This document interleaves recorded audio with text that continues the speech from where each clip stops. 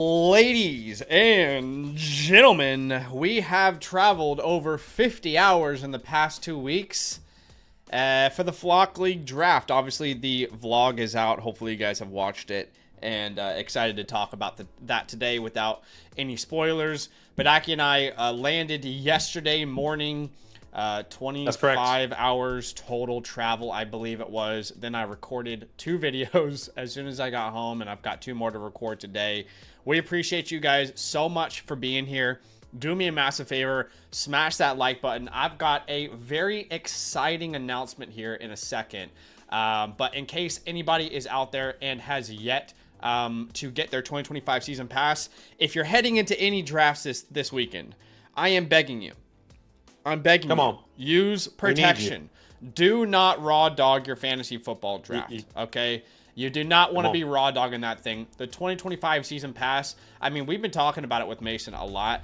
I think we all agree, we probably undersold the value of the 2025 season pass. Like, it is worth far more than $34, but still $34 all the way up until the NFL season. That is about $1.70 per week for the rest of the year. You get unlimited access to my rankings, both off-season, in-season weekly, and rest of season rankings. Obviously, you also get access to our 2025 draft guide. Version 2 is already out. We're actually going to release version 3 of that in the next, 24 hours, because we have brand new rankings that we need to give you guys. But then you get access to all the premium tools on the Flock site, vouchers. So all that you probably know by now. Now, here's the deal. Tonight is a very special night, because anybody who is with us on the Dynastyland Football channel, this is Fantasyland Football, they know all about the Playbook. The Playbook is a customized game plan for your fantasy football team. Not only do we review your team on a live stream, but then we also give you this beautiful graphic that is customized for your iPhone that allows you to game plan for the fantasy football season, okay? So, for the first time on the Redraft channel, Fantasyland Football channel, we are announcing our playbook for playbook for the Redraft season.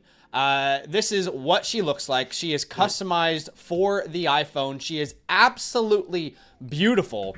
Now, here's the deal. If you're already a member with the 2025 season pass, you can get the playbook at a discount. Okay, and you can get the playbook through the link I just put there in the chat. That will take you to our link tree, which will give you a couple options that you can click on the playbook. So if you've already drafted your fantasy football team, in fact, a couple people here tonight have already drafted their team. We're going to have a look at their fantasy football teams. They're going to get their playbook. But if you want an in-depth breakdown of your fantasy football team, you go to the Flock site, you choose Team Review with Zach and Badaki. That's how you get your playbook there. Or you can become an annual Mother Flocker member with the promo code LAND. But this is absolutely stunning. A complete breakdown of your fantasy football league, your roster, players that are unmovable, players that are tradable, players you should stash. We've got a cut forecast to talk about players that you can move off of your roster. We'll give you customized trade targets. It is the best breakdown of your fantasy football team for the 2024 season. So here's the deal. We are giving one away tonight. That's right. Tonight, we are giving away a playbook. So one of you guys will be able to get one of the first playbooks for the Fantasyland Football channel. So here's what you need to do to sign up for today's giveaway, okay? It's a very specific word that you have to type in, okay? It is Playbook Baby, all right? Playbook Baby. All right, all you got to type is Playbook Baby, all one word. And if you type that into the stream and like the stream, then you are officially entered. It has to be one word. Then you are officially entered into today's giveaway. At the very, very end of today's stream, we're going to give away a playbook. And one of you guys are going to have us give you a in-depth breakdown of your fantasy football team. Oh, baby, when you talk like that. And here's what I'll say. If anybody buys a playbook tonight, because we're going to be reviewing teams, and they end up winning, we'll go ahead and refund you as well. But yep, that's all you have to do. Type Playbook Baby into the chat, like the stream. Those are the 2 simple ways that you can do so. Like the stream. Okay, and once you have finished doing that, you will be officially entered. All right, should we jump into a mock draft here? That's exciting news, but should we jump into a mock draft? Yeah, guys, let's jump into a mock draft here, and then we can kind of talk about a lot of things that's happening. But we appreciate each and every one of you. If you guys want to join a mock draft, I know you guys have have either done your drafts this weekend or your drafts are coming up this weekend or the weekend after, this is a prime time to practice, okay? Like Zach said, you don't want to raw dog it here. So what you're going to have to do here is join our Discord. That link is in the chat, obviously, by Nightbot, and that link is also in the description. If you want to join any one of our mock drafts, whether you're watching now or later, you're here for the first time, join our Discord, go to the mock draft tab under the land with those orange footballs. Then that's how you can join each and every mock draft. It is first come, first serve, so I'm going to send that link out here right now in 3, 2, just giving you some time. Just giving you some time. All right, one. Here we go. There goes that link to that mock draft here. That link is officially out. Now, one more thing we need to talk about is tomorrow night on the stream, we're going to be doing a real draft with live, with land community members. Sorry, we're still trying to get past the jet lag. Our mind is a little bit scrambled eggs right now. But tomorrow night on the stream, we're going to have a real draft with real community members. And if you haven't had a chance to enter these live community leagues just yet, as long as you're an annual Mother Flocker member or a 2025 season pass member, you will have the ability to enter these land leagues, these raffles that we do every week, all the way leading up until the season. So tonight we're raffling off spots, not only for the community league tomorrow, but we're raffling off some spots for the drafts that Badaki and I are in, for some follower leagues, okay? So you definitely want to get in tonight. Now, again, all you have to do is have a season pass or an annual Mother Flocker membership, and you are eligible to enter these raffles in the Discord right under the announcements tab, okay, of the land community. I'll put it there one more time so you guys can see it, but there is a little document that you can fill out. Now, if you're not a member with us and you fill it out, you're not going to end up getting in the leagues, but got to be a member with the promo code LAND. But definitely enter. Tonight we are raffling off the H-Town League. All right, so you'll see that here. That's the league that we're raffling off tonight, but we're also raffling off some spots for some leagues that Badaki and I are in that will be streamed as well. So multiple leagues are being raffled off tonight. All right, should we start this thing? Yeah, let's do it. So this is a one quarterback PPR, start 8, same thing as a flock league. And let's go ahead and get this thing started here in 3, 2, 1. All right, I want to catch up with the people in the chat. We appreciate you for being here. Again, if you want to be the first person to ever win a redraft playbook, a customized breakdown of your fantasy football team, then we're doing a giveaway today. All you have to do is type Playbook Baby, all one word, into the YouTube chat and like the stream. And once you've done those two things, you'll be officially entered.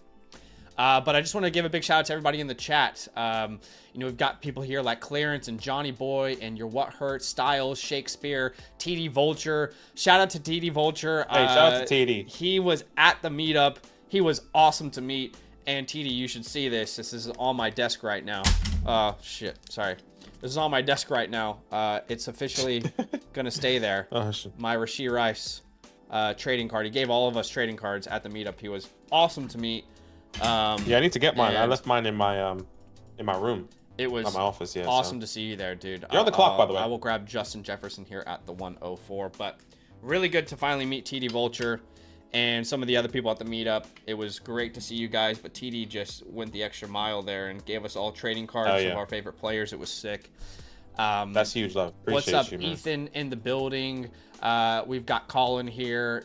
Joel says that the stream needs Batman. People are mixed on Batman, Badaki. I don't know if you noticed. People like it or they hate it. I saw a couple people. They weren't in love with it. But then I saw people loved it, so I don't really know. Trent says $34 for quote unquote experts. You know, it was funny. This reminded me of a comment that genuinely from the bottom of my heart, the season pass is undervalued. Like for $34, it's actually an insane value. I'm not just saying that because it's on the Flock site, but someone left a comment on one of our videos and they said, I'm just going to buy an ESPN magazine from Walmart for $16. And I just thought that is like I pray to God that our league mates, the people that I'm drafting against, are going out and buying magazines for fantasy football. Because those magazines, the rankings were updated at the end of June before they sent those out in mass bulk. They brought, I just saw an ESPN magazine on the Flock League. Thomas brought one as a joke. Joe Mixon was the RB15 in rankings. I pray to God that your league mates are going out there and buying ESPN magazines or whatever magazines. Like, those rankings are going to be terrible. They're going to draft very bad teams. But I thought that was funny. What's up, Demetrios in the building? Christian's here. MVP Purdy, B to the B. Frosty Canadian is here. All y'all are in the building. Love. I can't shout all of you out, but you're here, and I appreciate you guys so much for being here. What's up, Mighty Booch? We are excited for the season.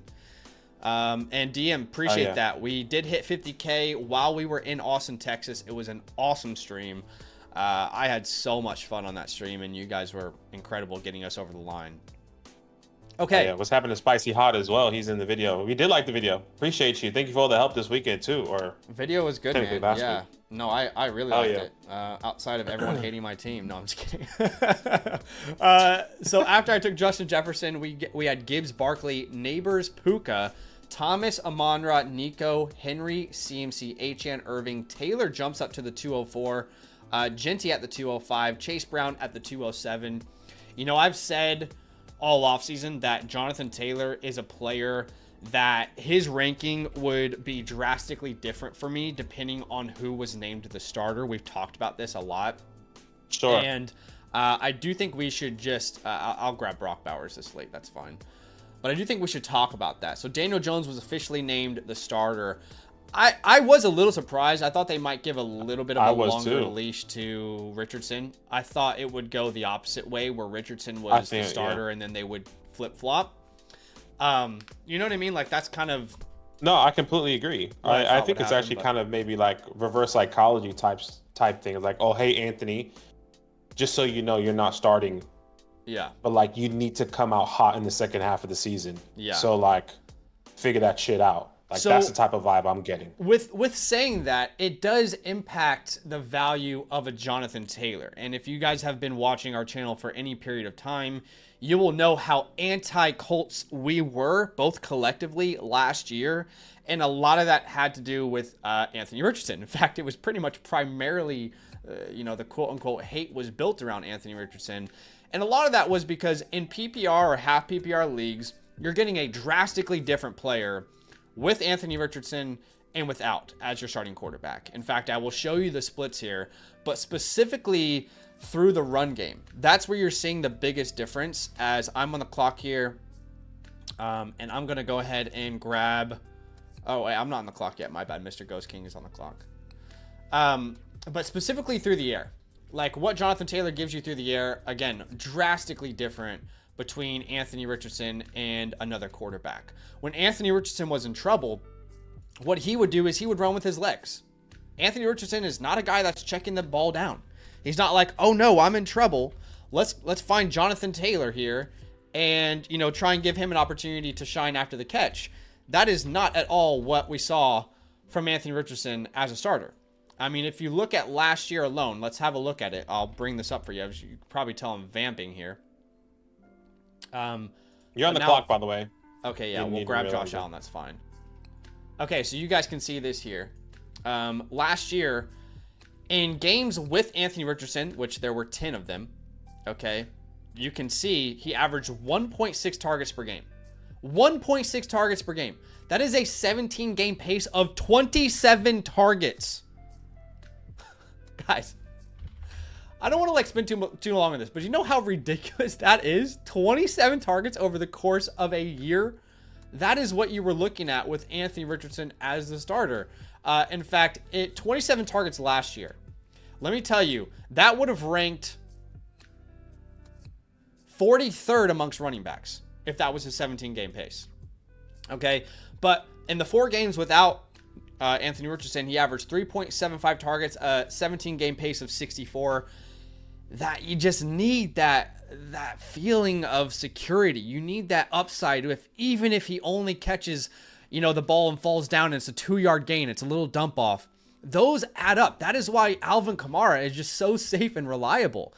You didn't have any of that for Jonathan Taylor. If Jonathan Taylor didn't score big-time touchdown runs last year, he was not a good fantasy football asset. So, thinking about changing him in rankings, I'll be honest, I don't think I'm going to change my rankings after this news just because I went and looked and I don't feel like I can move him up any higher. He's currently my RB10, but I have him right in the same tier as like the Henry, Bucky, Irving, and Chase Brown. But if you wanted to put Jonathan Taylor as high as RB7, where I have Bucky, I'm not going to call you crazy. I'm not going to say that's a bad idea or that's the wrong move. You know, elite level talent who finally has a quarterback that is going to be willing to dump the ball off to him. So I think mid-second round is probably going to make a lot of sense for Jonathan Taylor moving forward. How do you feel about that? I know I rambled on a lot there. Sorry. No. I mean, look, I completely agree. I don't think Daniel Jones raises his ceiling higher than what it was going to be with Anthony Richardson. And if it is very marginal. It's very, very little.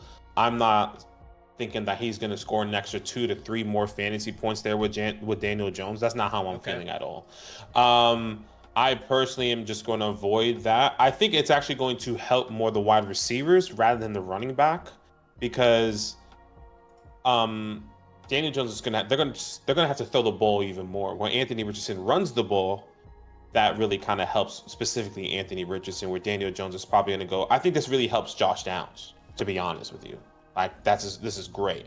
Slot wide receiver, really quick short throws. That's what Brian Dable thrived off of with Daniel Jones. And we saw how excited, those spike weeks with Wan'Dale Robinson, specifically getting 6, 7, 8 targets, having like 10 fantasy points, but not crazy yardage, right? So that's kind of where I'm at right now with someone like a Jonathan Taylor. If he falls to me, sure. But I'm not like running or going out of my way to draft him. Yeah, interesting. 2 different perspectives. I think there's a massive difference between Daniel Jones and A-Rich for Jonathan Taylor. I really do. You said you don't think there's a difference in like a couple points per game. Honestly, like I do. I really feel like there is a big difference. So it's cool to see and hear 2 different perspectives on that. Through 3 rounds, I have no running backs. And I'm looking at the board, and I feel like if I went running back, it would probably be a little bit of a reach. So, we'll grab T-Mac here. That's perfect. But yeah, I would love to hear the chat's opinion on that as well. Do you guys have more confidence in Jonathan Taylor? Has your opinion on him swayed less or more? I 100% agree with you, Badaki, that the wide receivers, like Josh Downs, has been a player I've been targeting a lot this year, and I just have even more confidence targeting him now. I 100% agree with you. Like, for any receiver in Indianapolis, this is much easier to trust them. But yeah, would love to hear the opinions of the chat as well. And to anybody who is just tuning in, we did officially announce our playbook for redraft leagues.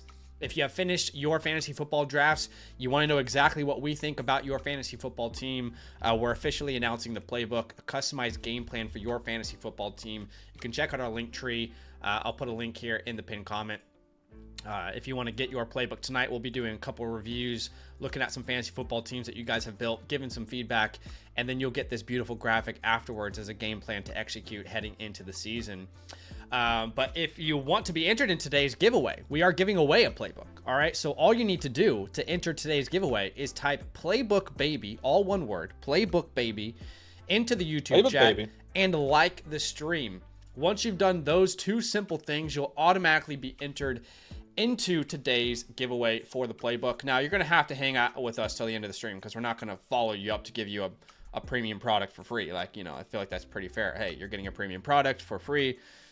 Hang out with us. We can't follow up with you after that, but we appreciate y'all being here with us. After I took T-Mac, we have Terry McLaurin, James Conner, Sutton Harvey coming off the board, and I was definitely wanting to grab Harvey or Connor in the 5th, but those guys are not available. So we're going to continue. Yeah, they kind of got you there. We're going to continue to punt there. We'll grab Jamison Williams, and we'll kind of just bet on hitting the waiver wire with some running backs in this type of mock draft. Yeah, kind of have to punt that. Looking like, well, actually everyone took a running back in the first 2-3 rounds in the flock league. So yeah. At least I was going to say maybe pulling a Mason, but Mason had Saquon Barkley by this time. But yeah. Sam says, my opinion on the Jonathan Taylor, I was never drafting him for his receiving upside, so quarterback won't matter. Already had multiple changes and none have been good. I think that's kind of like where your opinion was, Badaki, but Again, I just come back to like the splits. The splits don't agree. The splits don't agree. The splits tell you that he's far more valuable through the air without Anthony Richardson. Again, we said 64 pace target season without A-Rich last year, and only 27 target pace season with him. I don't know. You guys think I'm over? I guess my question, analyzing that. I feel like that's really important. No, I guess my question to you now is the fact that Daniel Jones is starting the first half of the season, where in reality we kind of wanted to flip, right? Because if from your perspective, and I'll make a pick here, let's go Richie Rich here. From your opinion, is saying, okay, so the splits are higher without Anthony Richardson, which is correct. But in reality, we're going to be getting Anthony Richardson in the second half of the season now, when that's not where we want it, right? Like, if we kind of look at the Colts schedule, which I can pull up here, when do we truly envision Anthony Richardson stepping into this role? I don't. So here's where we disagree. I don't envision him stepping into this role. At all. So you're saying right here, right now, that Daniel Jones is had likely chances playing all 17 games, 18 games? I think it would be silly to bet any quarterback starting 17 games with how the NFL works today. But if you listen to the press conferences, I'm not sure if you guys had a chance to watch those. If you listen to the press conferences, this team has publicly stated this is not a temporary move. He will be the starter for the entire year. Now, words mean nothing if there's no action behind them. We all know that. But this team has told us Anthony Richardson will not be our starter. Daniel Jones will be our starter. And I just have to think that if this team has seen Anthony Richardson all these years, it's probably not so much a we want him to progress and put him on the field issue. I think it's more of a they see what's going on behind the scenes and don't believe in him.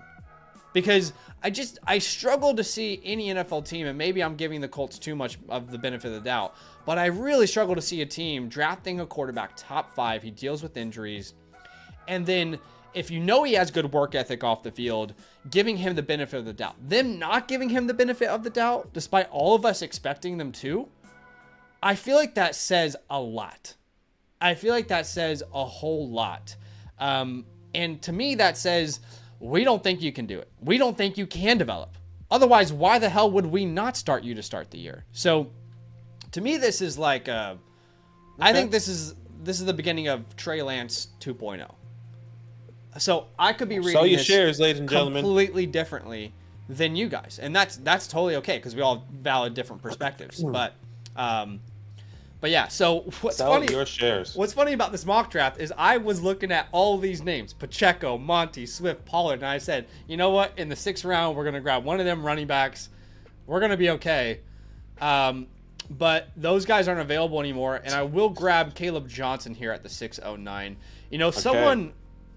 Someone asked us to explain the Judkins pick. I don't remember who it was, but in case you guys are getting us messed up, we didn't draft Quinshon Judkins. It was we definitely did. Yeah. We were as shocked as you guys were about the Quinshon Judkins pick in the Flock League draft. I just want to be very clear. We love Nathan. We love all those guys over that domain. But Nathan did this thing all draft. I don't know if you guys noticed in the video, where anytime the guy before him went to make a pick, didn't matter what the pick was. He was like, yeah, let's go. Woo! Like, he was super hyped about it. So almost every time our thought was like, he's about to get a player that none of us are thinking about. So when he came out of that room and he had Quinshon Judkins and he put him on the board, you saw our faces. We were like, oh. I can promise you, none of us saw that coming, okay? So, No. I don't know, but who am I to judge? If you go to the Flock League, draft log, there are plenty of people who think I didn't draft well.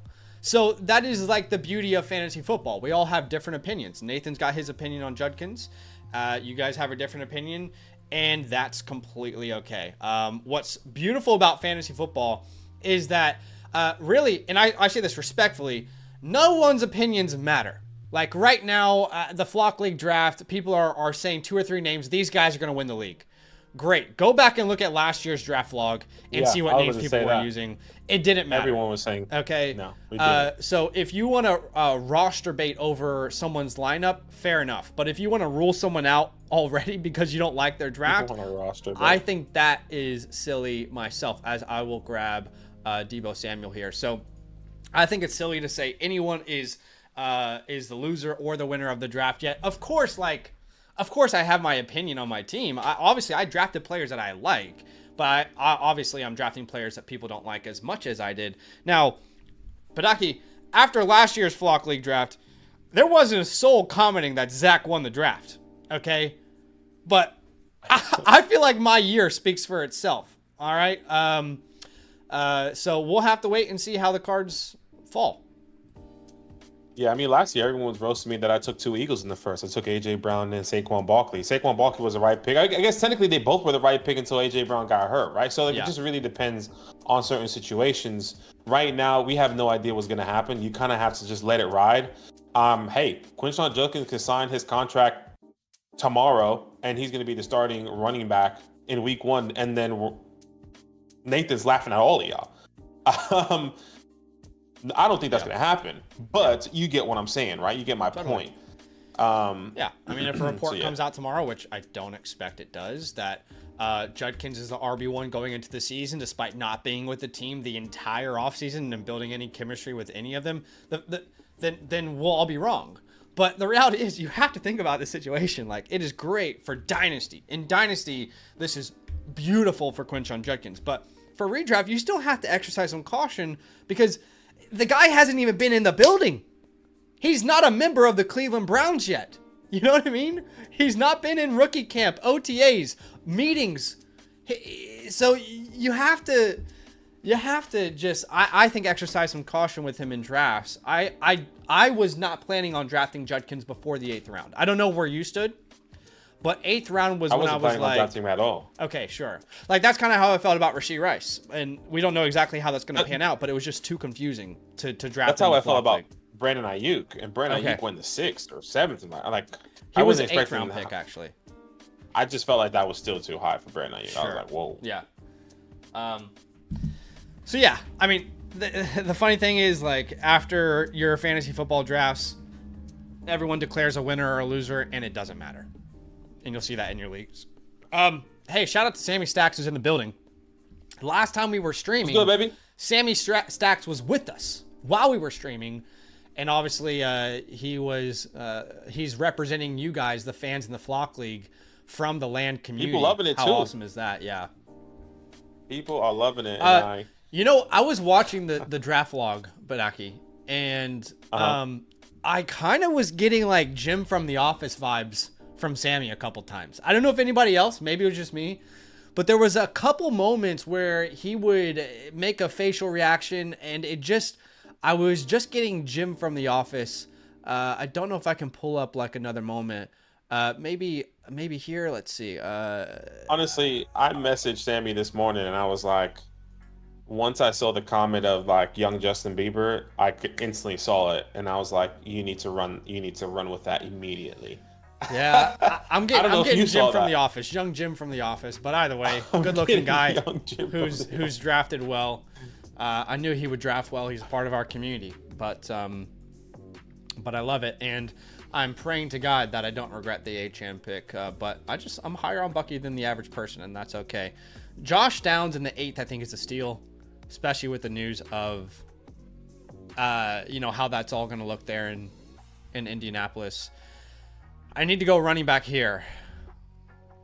And I think that's going to be J.K. Dobbins. So, oh boy, this running back room is disgusting, but it's it's there, and we're going to have to hit on some handcuffs here later on. But this is why we try different strats. We do mock drafts. Everyone says that they're on the fan wagon, which I love it. Look, if I don't win it and you don't win it, Sammy would be my first choice. What's Sammy? It has to be Sammy. We need it to be Sammy. And then, I mean, yeah. There's some great shit happening for Sammy. I'm waiting for that YouTube channel. Send me the link. Yep. Again, we appreciate you guys so much for being here with us. If you didn't get a chance to be with us at the beginning of today's stream, we did make a pretty big announcement, and we mentioned that the 2025 Fantasy Football Playbook is now officially available on the Flock Fantasy website.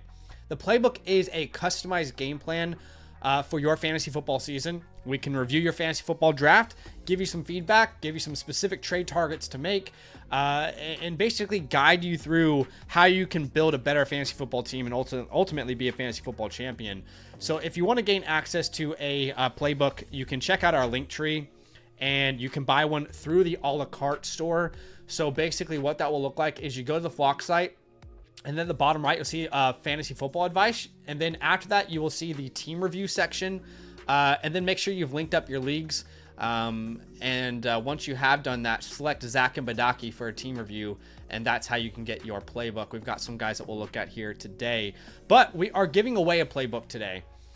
So if you want to be entered into today's giveaway, there's 2 very simple steps. Number 1 is type Playbook Baby into the chat, all one word, okay? Playbook Baby into the chat, just like that, and like the stream. Those are the 2 simple ways that you can enter today's giveaway. We'll do that at the very end of today's stream.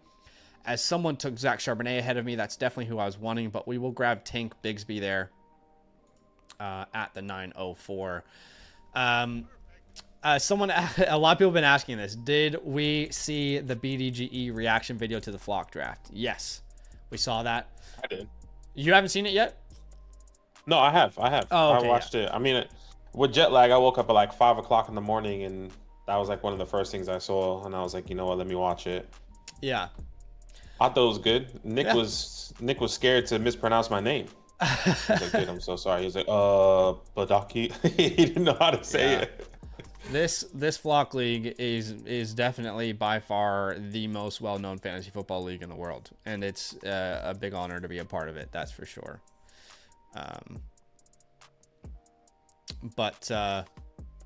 Yeah, someone said him not understanding the Batman bit was funny. You know, I was talking to Mason afterward when the vlog released, and he's like, you know what? Probably only 10% of the people who are going to watch the vlog actually understand who Black Batman is and why you are trying to be Batman in the vlog. I say, you know what? It's fine. Like, the diehards will understand. And those who don't understand, they don't need to. They just don't. I mean, look, I thought it was good. I thought it would have worked for either guy personally, but yeah. Either way, I know you wanted to go with your boy. Mm-hmm. Bucky, Mr. Bucky. I agree with Rob here. The DK Metcalf, like, that took me out when I saw it, because I didn't see that when he recorded it in the room right before he made his pick, where he was like, I get so frustrated. I'm walking around. People always say I look like this guy. And then he comes out and he makes the pick and it's DK Metcalf. I thought that was hilarious. Yeah, dude. That was unreal. Yeah. I mean, everyone's little bits were funny. Yeah. I think everyone did a good job. I did find it also very funny, and I love Corey. I would say this to his face. But I found it really funny watching back. I don't know why I wasn't paying attention. But when Corey was making his picks, he was doing a bit, and none of us, like, no one got it. No one laughed or like understood or made the connection. So I love you, Corey, if either of you guys from FSE are out there watching. But that was also one of my favorite moments as well of the draft. Yeah, there was like just seeing Corey do bits and no one laughed. He did one of like, I don't know who he took, but he was like kind of making the reference of Garrett Wilson, and it just didn't land. He was like, I guess that was a bad joke.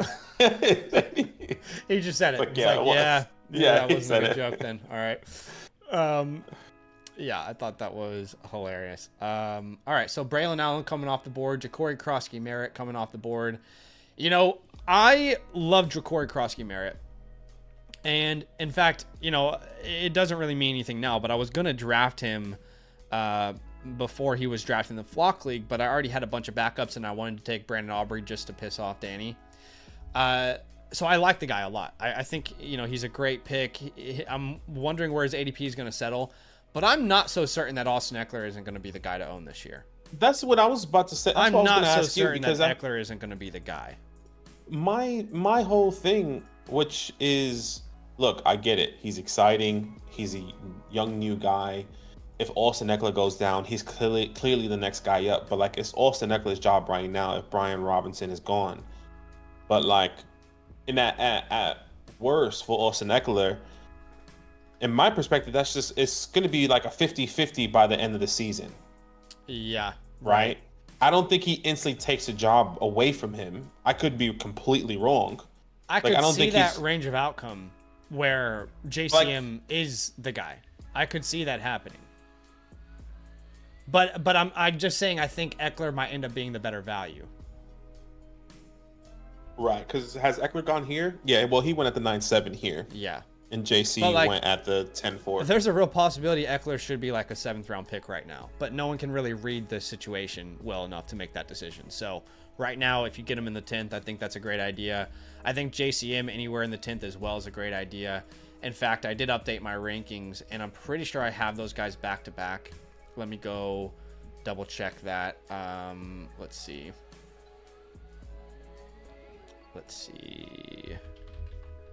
So yeah, RB 43 and 42, and it might not be high enough. I probably should move them higher.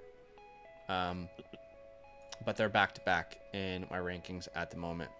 Did Sammy get Eckler in the 12th? Sammy did get him. Sammy did get Eckler in the 12th. I love it. Lucky. What was funny is the devs, I don't know why, but they pointed at me and said when they took Brian Robinson, and Austin was like, I'm going to take Zach's guy, Brian Robinson. And I just thought to myself, what makes Brian Robinson my guy? I have not liked Brian Robinson since he was drafted. But I just was like, you know what, whatever, it's fine. Maybe that was part of the joke because you never liked him, so they knew that. Yeah, you know, I could be wrong. That could be the joke, and I'm just missing it. All right, man, I want so badly to talk about the trade I've made because my team is not the same since the draft.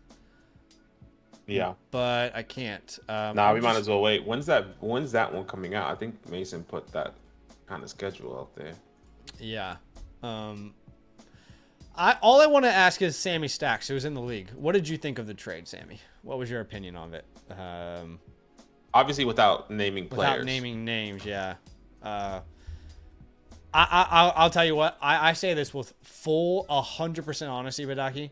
Like, genuinely, and I love everyone in the Flock League from the bottom of my heart. But when I make a trade and nobody likes it, it is the biggest relief possible. I do not want to make a trade and have all the guys in the Flock League be like, wow, you just stole that trade from... Because historically, any creator on the Flock League has been awful at predicting the trades in the Flock League. So last year, my Ayuk trade I got roasted for. We roasted Mason and Danny for the Waddle-Nico trade. So I am glad that most of the creators don't like my side of the trade. Yeah. But Sammy says he liked my side by a good distance. Sammy might be a little bit biased, though. I could be wrong. He might be, but we can work something out.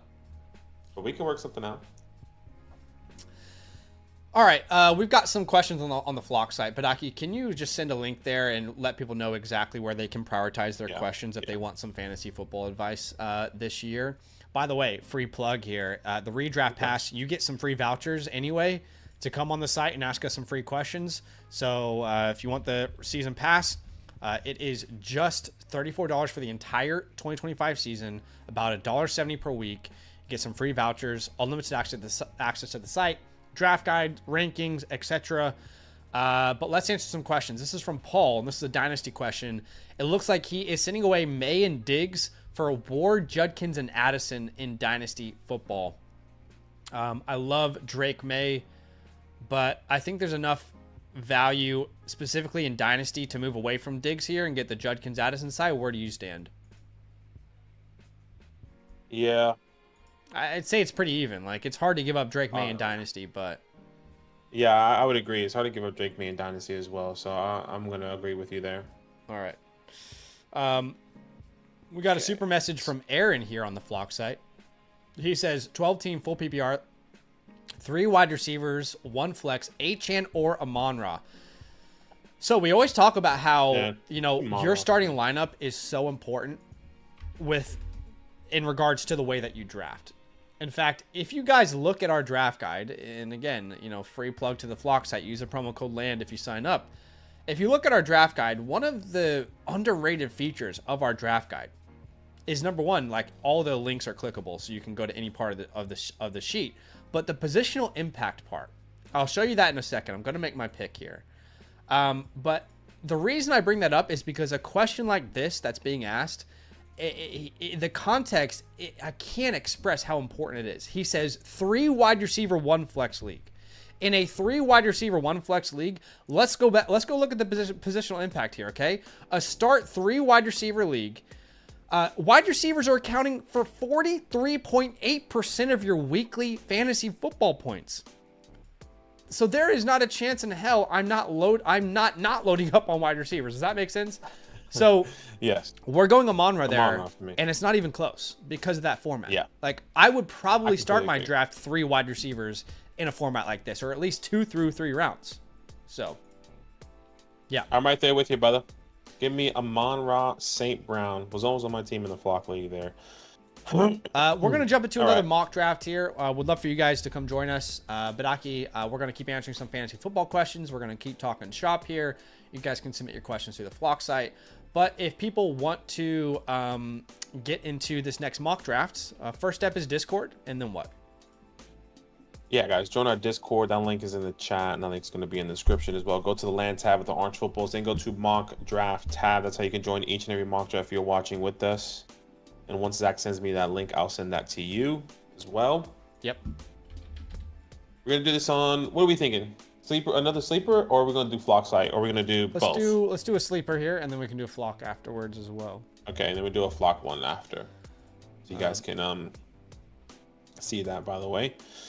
And once again, when Zach sends me that, okay, awesome. So that link is going to be sent out in the Discord, like we said.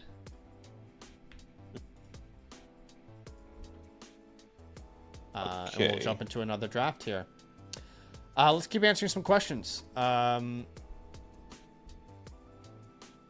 the way, that link is going out 3, 2, 1. There you go.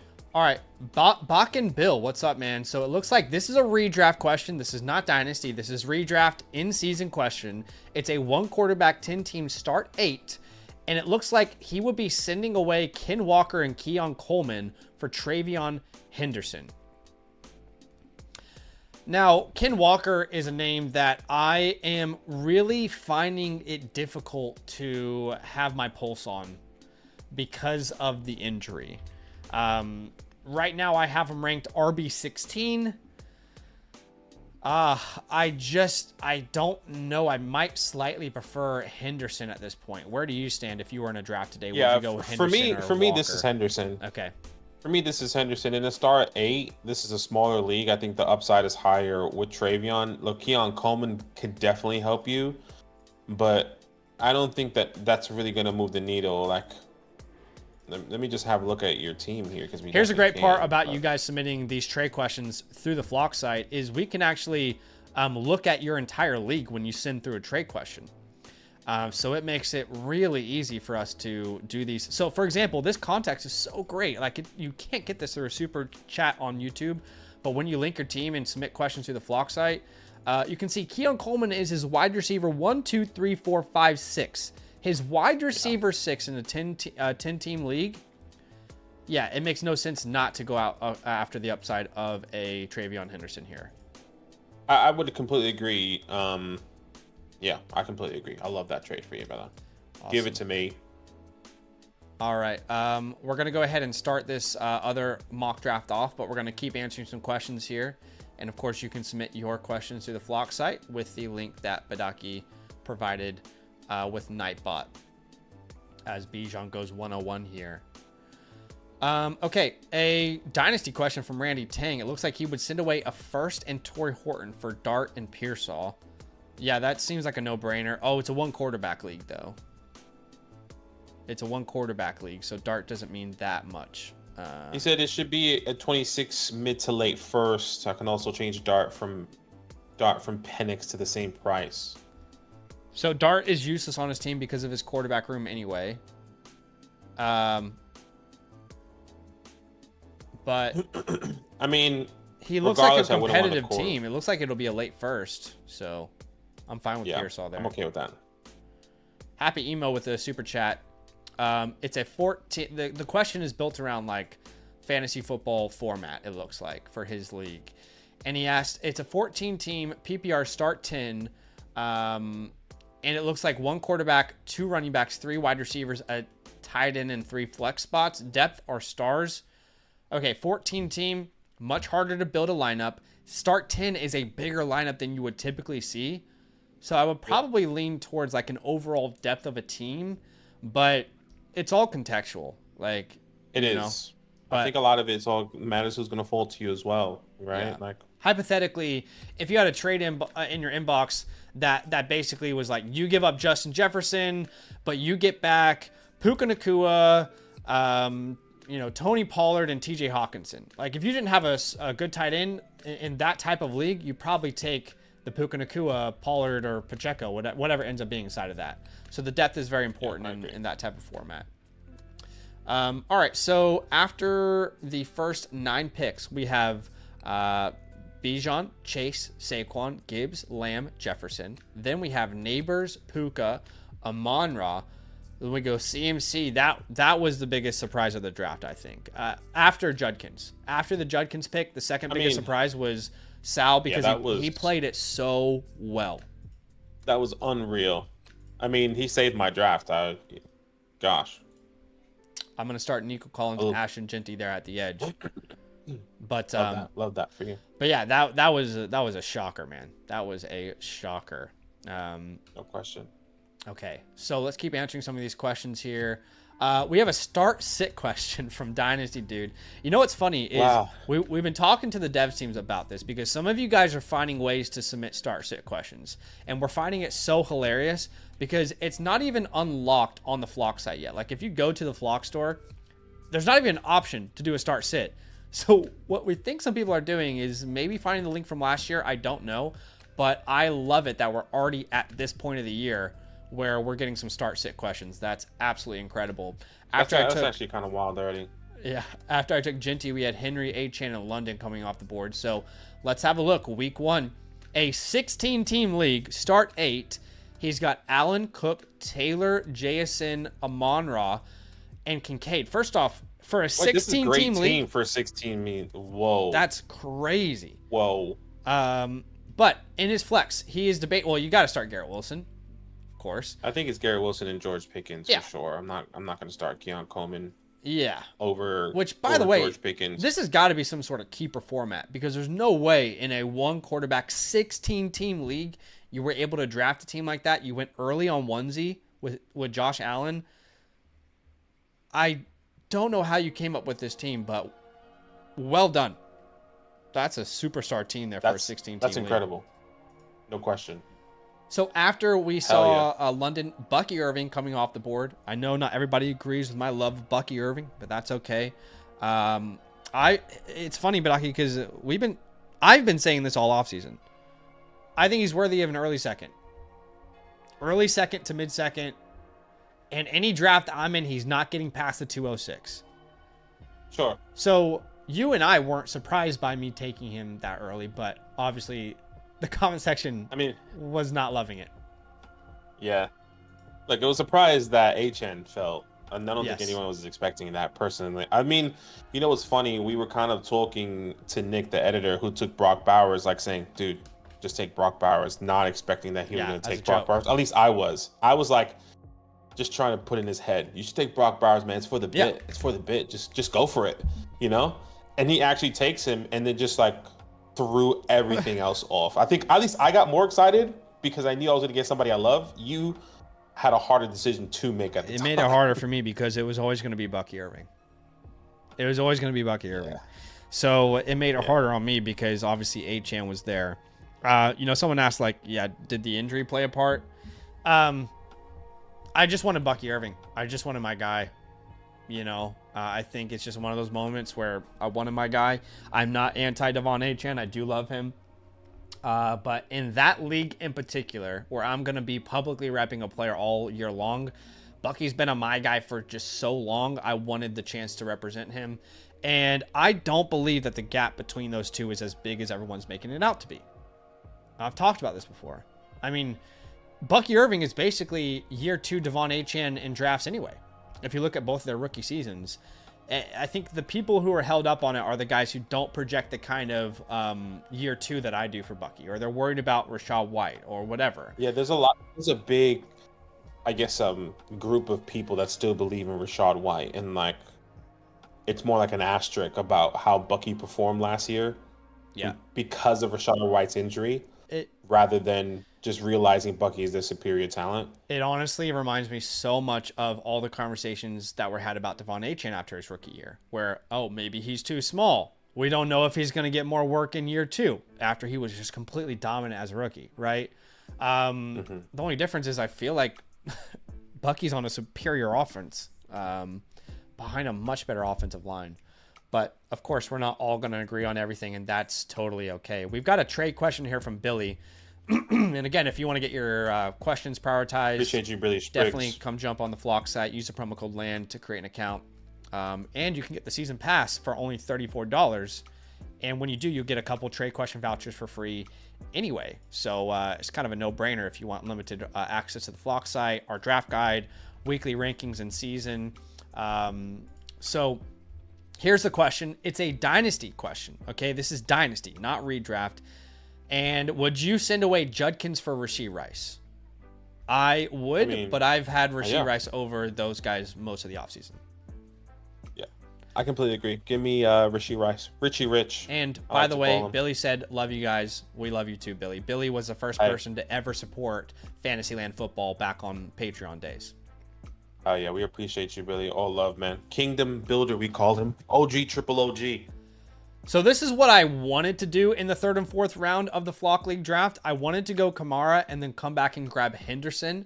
I was prepared to start my draft with 3 running backs through the first 4 rounds. Unfortunately, Thomas, who was the biggest wild card, Thomas came in with an ESPN magazine, and then we later found out that he was using it as a joke. But Thomas doesn't like any creator's rankings. Like he doesn't like anyone's rankings. You never know what he's thinking. And I thought Thomas would be the last person to like be in on TreVeyon Henderson just because he's always skeptical of things. So when he took Henderson 1 pick before me, it was a killer, man. It was an absolute killer. It definitely was a killer for you, but hey. It is what it is. Hey, it happens. All right, TX Cajun here with the dynasty question. Looks like it's a 1 quarterback, 12 team start 8. He's sending away the 104 in this year's draft, the 111, the 108, and the 201 for Hurts and Collins. Let me be honest with you, my friend. I would probably pay the 104, the 108, and the 201 for Jalen Hurts alone. Jalen Hurts alone, exactly. Oh, wait, this is 1 quarterback. My bad. We need to think this differently. Okay, this is not super flex. This is 1 quarterback. So I guess the real question is, who's your other quarterback? That's where my mind goes to. That is a good question, and because he asked the question through the Flock site, we can actually look at that kind of context. Michael Penix, Sam Darnold. That's a big tier down there to get in a 1 quarterback format. The 104. So best player available there is what? Ashton, Omarion. Yeah, I'm assuming it's Henderson. So is that Travis Hunter maybe? Because Quinchon is not the 104 anymore. It's either Henderson, Hunter, or McMillan. Okay. Or Tet. Tet is in play as well. Then you would be missing out on maybe Egbuka, maybe one of those tight ends and a tight end premium. The Matthew Goldens of the world, the RJ Harveys of the world. So you're missing out on a lot of players, but the question is, do you want to go all in? Because if you want to go all in, I don't mind paying this price. Well, actually, you're sending these guys away. So the question is, do you want a full reset? If you want a full reset, I think this is a fair offer. But you might want to like negotiate and try and grab like one more pick. Like, can you grab their, can you grab like their 1st and 26 and send them a 2nd or something?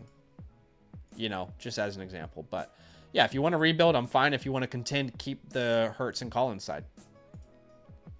Yeah, cool with that. Yeah, we had it backwards for a second, but we got it straight. Mills says Bucky's going to eat. No Godwin for a bit, seeming like no McMillan. Igbuka is going to eat, but there's room for targets for Bucky in the pass game too.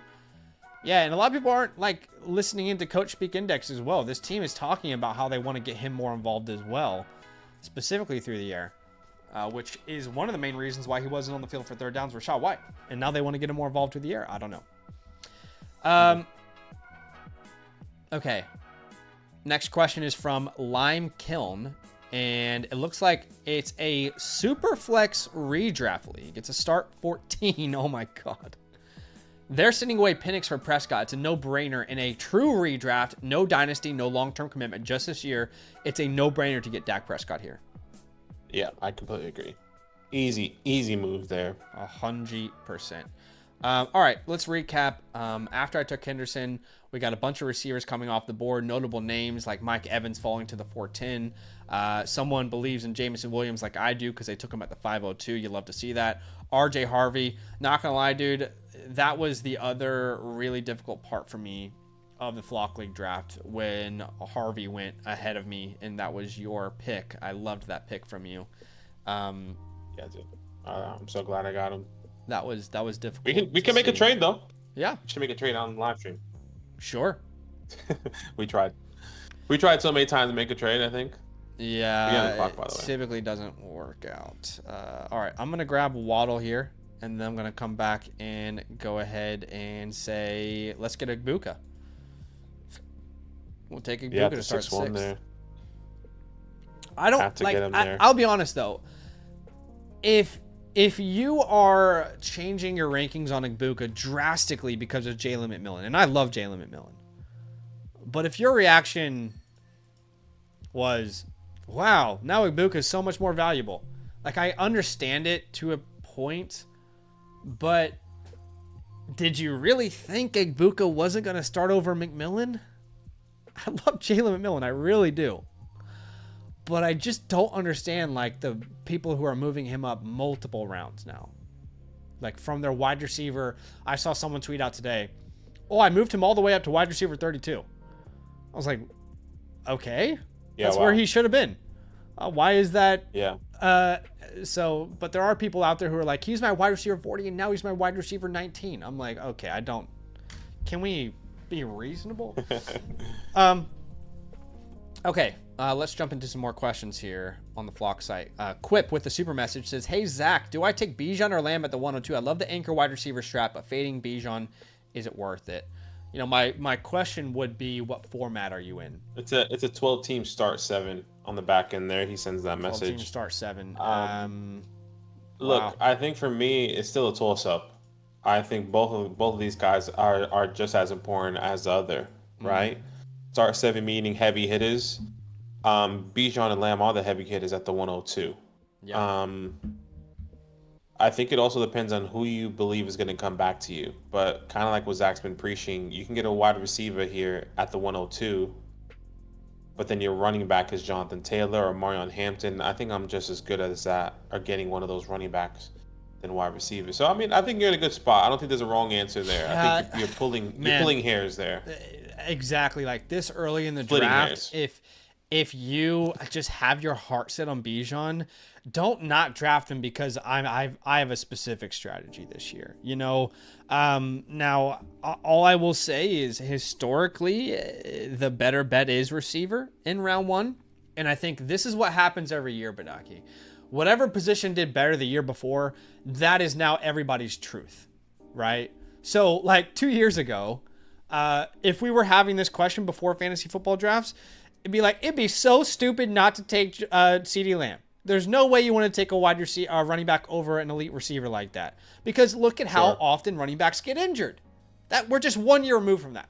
And now this offseason, because running backs had the best injury luck they possibly could ever have last year, right? And wide receivers, their usage was down. Now everyone's saying, well, you have to start 3 running backs in your draft.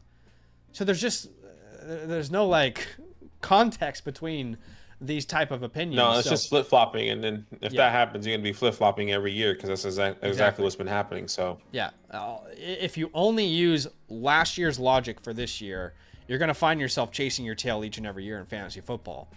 All I'll say is I think Lamb is the safest pick, but Bijan would carry more upside if he fulfills his potential. But in a start 7, I think you're going to find it a lot easier to fill out your receiver room. If it was me, I would go Lamb, but it's a coin toss. I don't think you can go wrong here. Thank you for the question. yeah, I don't think you can go wrong. Appreciate you, man. Okay, so Burrow went at the 605. You drafted Burrow at the 605, right? That's exactly where you took Burrow in the Flock League. I drafted Burrow at the 605 in the Flock League again. I didn't want to take Joe Burrow. If I'm not mistaken, I got sniped on somebody that I really wanted. I'm pretty sure it was Ricky. Right. If I'm not mistaken, I really wanted Ricky Pearsall, and I didn't have any other wide receivers available that I really loved. Yeah. And the best available player there was Joe Burrow. And I just think it was good value in the 6th round, to be fair. So you and I were surprised by him. everyone's surprise of how high Ricky Pearsall went. You and I were both, yeah, because the fan, like Sammy, made the pick, and we were like, "Yeah, I love it." He wasn't going to come back to me. Everyone else was like, "Whoa!" We were like, "Y'all don't know? Y'all not on the same page as us? Like it's Ricky Pearsall season." I got scared thinking that I took the chance, but I mean, obviously it wasn't the right one. I was thinking about taking him at the 5'8" because I was like, there's no way he's going to come back to me from you specifically. And then you took Rome. Yeah. And then I was like, you have to take a running back here, which I thought you were going to take Caleb. I didn't think you would take Pacheco. No, I just the way that the Flock League operates impacts the way I draft for sure. Yeah. Like, I will draft differently personally in our home leagues versus the Flock League. And I just feel like it's because I know the tendencies of the Flock League. And, you know, there could be someone from the Flock League watching this and saying, "You're an idiot. You don't know what I'm going to do." But I feel pretty good about how to operate that league. Ended up working because I still like Joe Burrow, and he was, like I said, I mean, what did he finish? Top 3 quarterbacks last year? I'm not like really frustrated about that pick. We're going to grab Baker Mayfield here, and then we're going to come back and grab Travis Kelce at the 7-12. Hey, I want to give a shout out to Antler Ice in the building. He says, "What's up, fellas? Great seeing you both this weekend." Hey, appreciate you, man. Antler Ice was so cool. Such a cool guy to meet. Like, very, very cool. Very His wife friendly. came on as well, which was awesome. His wife was there. A shout out to your wife. Hopefully, Bucky in the 17th, I think, was her keeper, and he had Brian Thomas in the 10th, if I remember that correctly.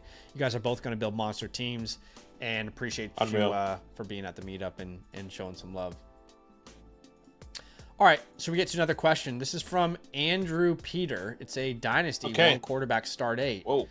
It's a big one. Okay. He's sending away the 110, the 205, and the 201, as well as Marvin Harrison. For the 104, the 203, a Addison, and a Dunze. This is one quarterback, by the way. One quarterback. My initial reaction is I hate it. I want to keep the Marvin Harrison side pretty easily. 104, Rome, Jordan Addison. Yeah. 104. I'm trying to think. I mean, am I loving who's at the 104? I mean, that could be Tet, though. Are you really that? I guess. You're losing Marvin. You are losing Marvin, though. In a start 8. Yeah. Look, I'm. Oh, shit. I'm on the clock. I'm okay with it. Look, I'm okay with it.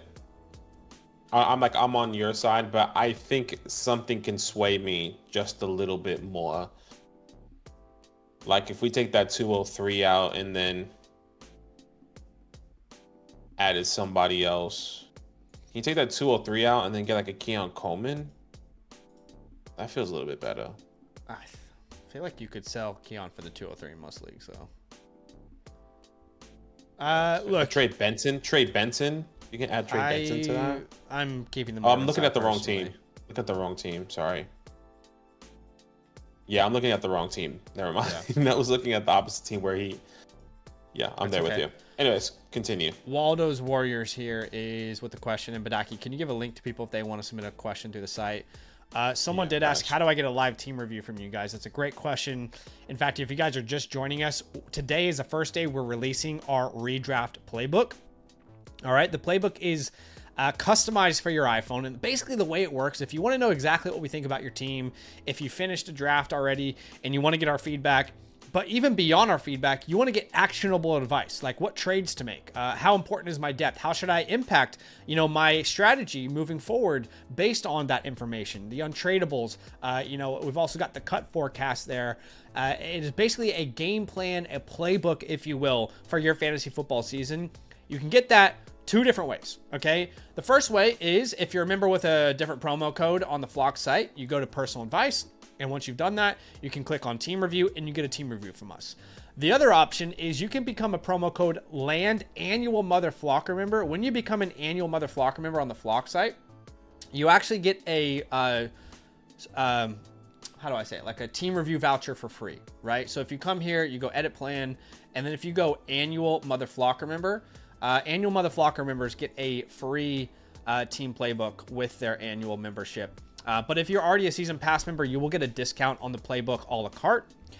Now, here's the deal. With the playbook, because today is the first day we've released it, we are doing a giveaway.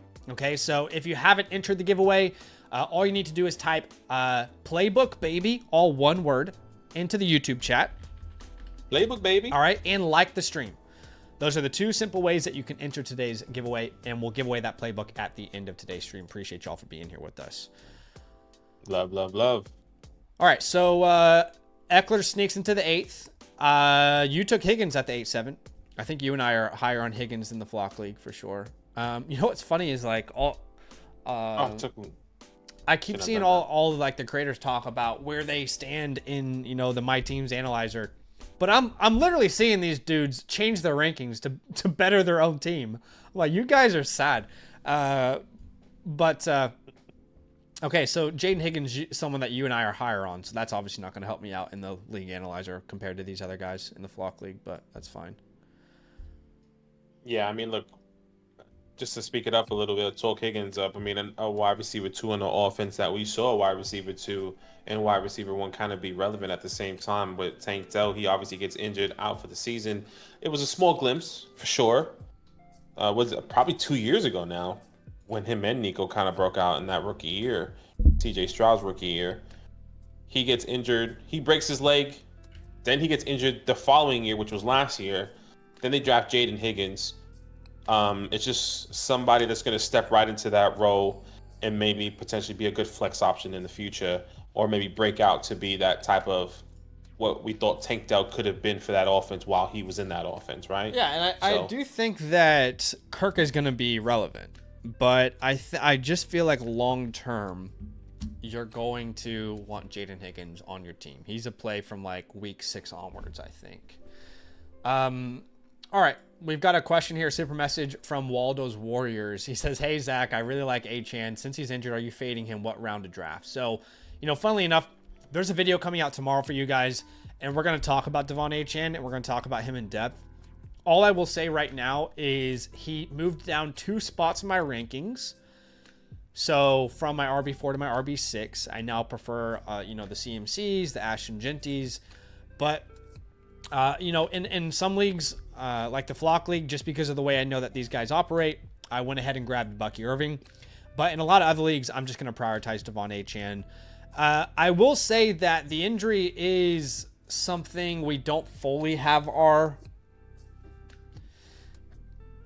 brains around yet. There are conflicting reports online. Jeff Mueller, a guy that we trust, he doesn't seem concerned, but CBS, they have their own sports injury analyst. Look, and that guy said that it could be 3 games missed. We don't know that guy. Yeah. We don't know his track record. So I trust more Jeff Mueller than anything. So I will say this. Round 2, early round 2 is still where you're taking Achane. Sorry, go ahead. Yeah. When it comes down to soft tissue injury, that is a very specific injury. It's kind of like hamstrings. Like it takes time. It's not something. It's just time. Yeah, exactly. It's just time with soft tissue injury. So it depends. Is he going to be ready for week 1 and then that injury pops up again? Well, that's right. It was a kind of really like, good point because CMC had the calf injury last year and it was Mhm. lingering. So you don't want to bring someone back too early either. No, so maybe Sammy Stacks made the wrong, or maybe you made the right move not taking Devon. No. And Sammy is shitting himself. I Uh. got RJ Harvey though, so hit me up, Sammy. I know you're listening. But yeah, I wouldn't say we should be avoiding HN necessarily. I still like HN a lot. And hopefully that's helpful. Nate here with the question says, did I lose too much upside with Marvin Harrison? Enough depth at wide receiver for the Rice suspension, maybe put in Benson for Sharps. So it looks like he would be sending away in Dynasty, one quarterback start 8-10 team. Charbonnet and Marvin. He would get back a first, Caleb and Rice. I feel like I'm very high on Rashee Rice. You can see I actually have these guys ranked back to back, so this doesn't seem crazy to me. I feel like you're getting a pretty good value here. I love Charbonnet, but it feels like a no-brainer to take the Rice side. Am I missing something? I guess like there's a chance Marv breaks out to the point where he reaches that elite status and you regret it, maybe. But Yeah, I'm okay with the right side. I'm fine with that. I'm okay with the right side just because I believe in Caleb. Yeah. And like Rice is going to be the guy. We all know that. I don't think we're worried about anyone in that offense. And he technically already broke out. We're banking on the Marvin breakout to be an elite breakout. But if he's not, then he's probably just as good as the Rices. But Rashee is just connected to Patrick Mahomes, really. Yeah. We got a team review. I'm confused by it though because it's just a I saw view this of their It's his sleeper link account. So, what's great when you ask a question on the Flock site, you get a link to the time code when we answer your question. So, I'm going to tell this person here, Tone Star, we want to give you the best review possible. And right now we have no information whatsoever. So what we're going to need from you, Tone Star, is we're going to need you to go to the My Teams feature. Okay. And then go ahead and link up one of your leagues. Let me show you what this looks like. Okay. So link up, if you have Sleeper, ESPN, or Yahoo, you can link them. Just follow the steps. If it's not in one of those leagues, you need to submit screenshots of your team. But in an ideal world, you link your league, and then once you've linked your league, you're going to go to personal advice at the bottom, team review, and then that will bring up your linked teams automatically and your settings automatically for you. Then you choose your team, okay? And then you choose Zach and Badaki here. Oh, cool. They updated it, but they have the wrong logo still at the back. But, yeah. That's cool. So though. Hopefully that makes sense. Because right now we have no information to go off of. So what I'm going to do is I'm going to give you a free team review voucher. And that should be in your inbox now. And I'm going to go ahead and mark this complete because we don't have any information to complete a team review at all whatsoever. Yeah. Hopefully that makes sense. Hopefully that helps. Hopefully you get that time code. If not, send us a message on Discord saying, hey, this is my name on the Flock site, of course. But appreciate you. All right. Yeah, we've got the drop down options now, which is awesome over there. Y'all saw that. All right. So we did have iMovie Fox submit a team review, which is awesome. So this is a keeper league. Say that again. I what? My mind said movie. iMoxie Fox. My bad. Oh no, I mean it kind of sounded inappropriate. But anyways, continue. Did it? iMovie Fox. I don't know. Anyway, we're gonna review his team at some point today, along with Bo's as well.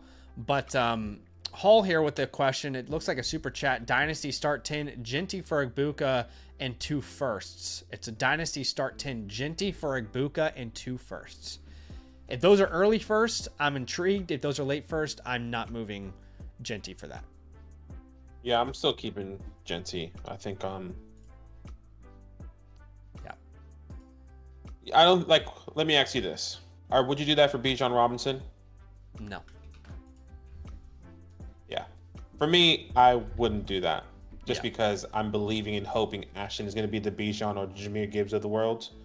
So I would rather just wait and hold Ashton Genty. Yeah.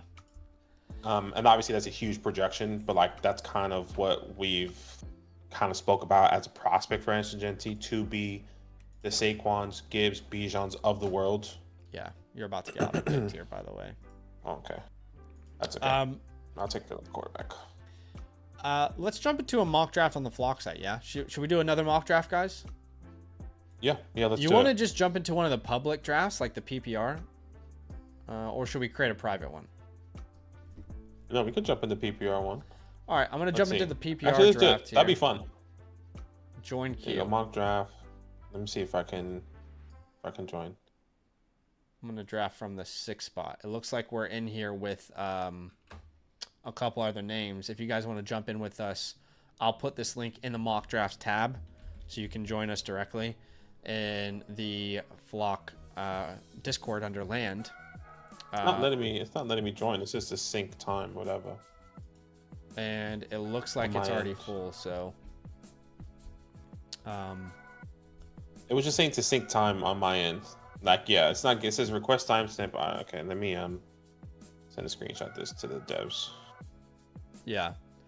What's up, Derek? You can be in it. Hey, Derek. I think the answer to your question is pretty simple, bud. If you don't like us, then don't watch the streams. Thanks for hanging out, though.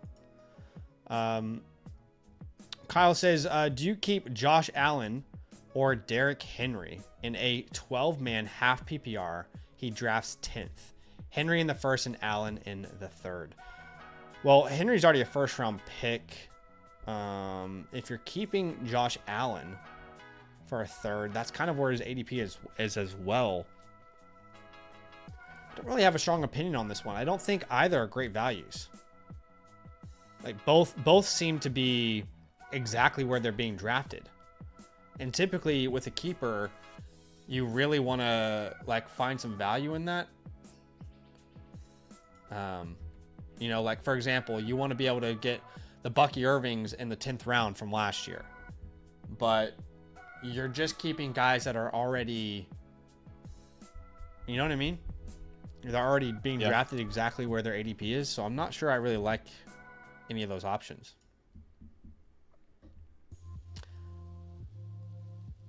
I agree. Okay. What's up, C3 Fly? Welcome in, my friend. Appreciate you being here. All right, I am in this public draft here, and you know, great part about this, and Derek, listen up here. You can join the Flock site for free. There's actually a lot of really useful free features on the Flock site. And one of those features is being a part of the mock drafts on the Flock site, which are far better than the mock drafts on Sleeper because they use expert consensus rankings, which is going to give you a more realistic outcome of what your drafts will probably look like. Some other free features on the site: expert consensus rankings. The My Teams feature is a free feature. So there's quite a few free things on the Flock site as well. If you guys don't have an account yet, you can sign up for a free one with the promo code LAND. After we took Jamar Chase went at the 101. Rain is now on the clock here. I don't think you got into this one though, Badaki. Nah, that's okay. I was trying to I sent that request to the devs to see if they can fix on my stuff on my end. That's okay. All right, so after Chase, we have Bijan. No surprise. Yeah, boy's about to be up on the clock here.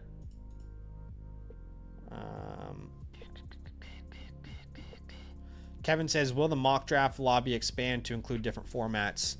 Definitely something we want to do here in the future. 100%. So CeeDee Lamb comes off the board. And, yeah, we'll grab Justin Jefferson here. Yeah, you know what? I'll do a fast draft, Bills. I don't know if Zach wants to go back and forth or if he set it up. No pressure. You don't have to. Sure, but... let's see. Let's see.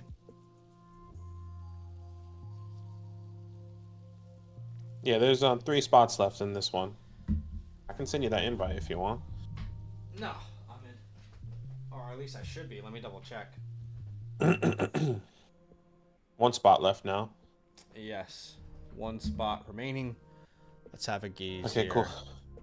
Have a geese. We can go a little back and forth, do some Yes. fast draft, do a mock draft, which If would be you- nice. And Derek's going to hate this. He's going to hate this. But we got to let you guys know about fast draft as well. Unshamed Out to plug. Derek. We're about to jump into a fast draft tournament. I would love for you guys to join us. Again, the Derek's of the world are just going to be seething from this. But yeah, if you do sign up to fast draft, use our promo code LAND. We're playing in these best ball tournaments. We love it. You can get your deposit matched up to $50, 10 free drafts on us. When you finish your first contest, I'm going to send you my rookie report and my cheat sheet completely free. So definitely check that out in the pinned comment.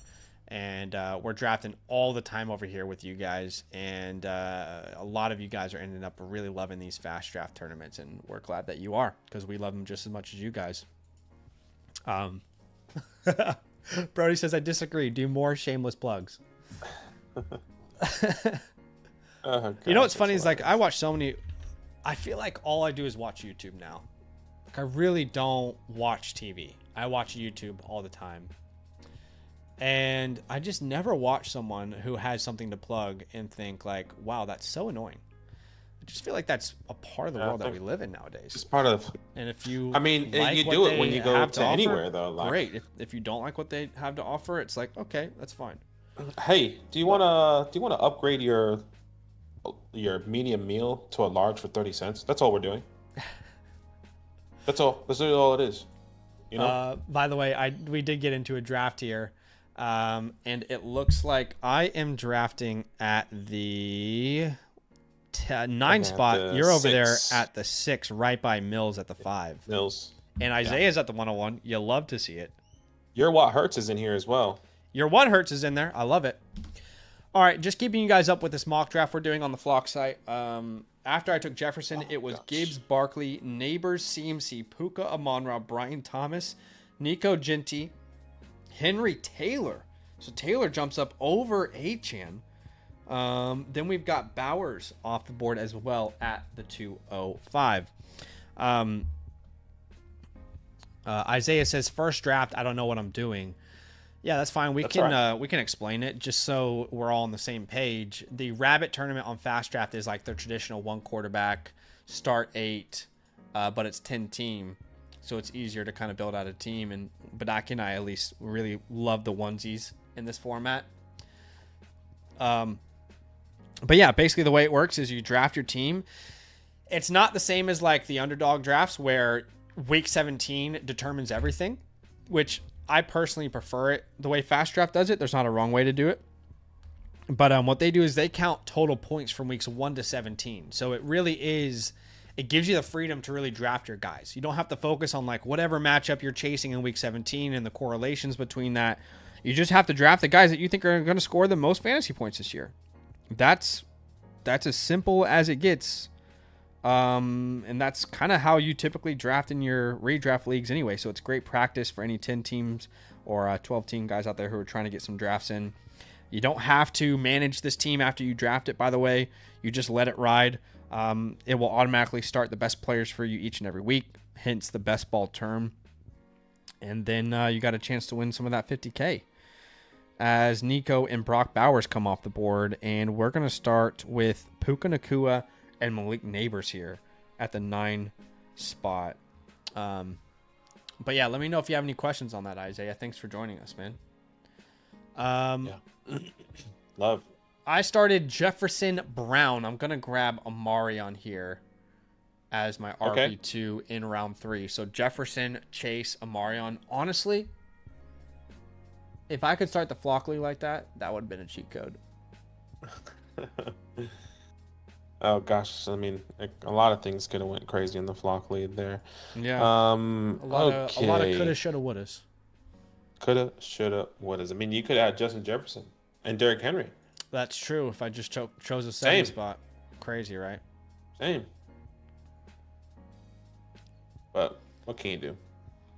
All right, so after I went Puka, we had Henry, Amon-Ra. You went Brian Thomas. You started Jefferson Thomas. Mills there grabs Drake London with Saquon Barkley. And one thing you do need to know if you are just joining your first Fast Draft is the 3rd round reversal. So kind of like, at least for me, I really prefer being at the back end of the board in these fast drafts because after the second round, they're trying not to give like the Jamar Chase teams a little bit of an extra advantage there. So they give that little reversal there after the second round. So it'll go from the left side of the board to the right side of the board, and then the rest of the draft will snake as well. It's a start 8, Isaiah, so same as a flock league. Same as the flock league there. Yeah. So you'll see there that little turn after the 301 now here at the right side of the board. And I'll probably go McBride because I doubt this guy who has Bowers is going to take McBride, but I could be wrong. Yeah. The third round reversal is so nice there. Perfect. So we'll grab Trey McBride here. We start our draft. Neighbors, Puka, McBride. I'm liking it. I'm liking it, ladies and gentlemen. I mean, it's hard. Once again, in these smaller formats, 10-man league, it's hard not to take a quarterback there. I'm always going to take Josh Allen every single time. Every single time. Give me Josh Allen. What a phenomenal. I got Josh Allen and Justin Jefferson on the same team. My goodness. That's brazy, kid. That is a killer. Breece Hall. We should talk about Breece Hall. A lot of you guys will notice in the Flock League, I was pretty much all the way out on Breece. I didn't get a chance to ask you where you stood, as I'll start three running backs here, but I'm pretty much out on I'm right there with you. Yeah. Yeah, exactly. Obviously, with the reports coming out, what the stuff that he said, it's really hard to kind of lean in, especially another reports coming out saying that he could be a trade candidate before the trade deadline, which is, if I'm not mistaken, week 6 or week 7 of the NFL season. So does he go to a worse team? Does he go to a better team? Does he go to a team that already has another running back, and then he automatically goes to a committee? So if the rumors are true, and the reports are true that they really like Braylon Allen in that backfield as well, and that he's going to be eating into that workload. I mean, I don't want him at all. And in the Flock League, he went in the late third, that 3-4 turn. See, that's why I didn't think Thomas was going to go Henderson after taking Breece. I was like, okay, so he's not, I'm not trying to be disrespectful, but I thought maybe he's not up to date with everything going on. I wonder who would have taken him if Thomas didn't. I don't think he would have been taken in the 4th because Ken fell to the 410. Right. So you think like Danny Bush or Avery would have taken them at like that turn at the end, saying like, well, it's just the best value. I think they might have pushed it even further. Like that means he would have came back to us. Is that how far you think he would have came? Right. Okay. Or the devs, maybe. Yeah, because I wouldn't have taken. I mean, I don't know. Breece in the late, that 5th, maybe it's just a better value. Like, it's better to take him there than not take him. Because in the 5th, I took RJ Harvey, meaning that if RJ Harvey would have went off the board before the 5th and Breece was there, I would have taken Breece for sure. Do you get what I'm saying? Isaiah says Bush loves Breece, so maybe. Oh shit! I was on the clock there. I took care of it. Fuck. All right, so I started Neighbors, Puka, McBride here. And I just love Breece. Really? No elite onesie left. But that's okay because we do need running back here. And I would have gone running back there, which is frustrating. We'll grab Henderson to start, and then whoever's left. There's plenty of good options. That's what's great about these 10-team leagues is like those elite onesies. You don't pay as big of a price as you would in a 12-team league. Yeah. So Mike comes off the board. I am going to go running back here again, but depends on what this team does here. Okay, so JMO. Okay. I got a lot of Walker already. Yeah, I'm going to be chilling regardless who's going to come back to me right here. I'll grab Kamara. Again, it's total points from weeks 1 to 17. I feel like that lets you draft more like a traditional league than like a true best ball, like week 17 contest. All right, yeah, I'm so gonna take James with the stack there. I've started my flock mock draft here. Jefferson, Hunter, and then the running backs of Chase Brown, Hampton, and Hubbard. I like that a lot, honestly. That's hard.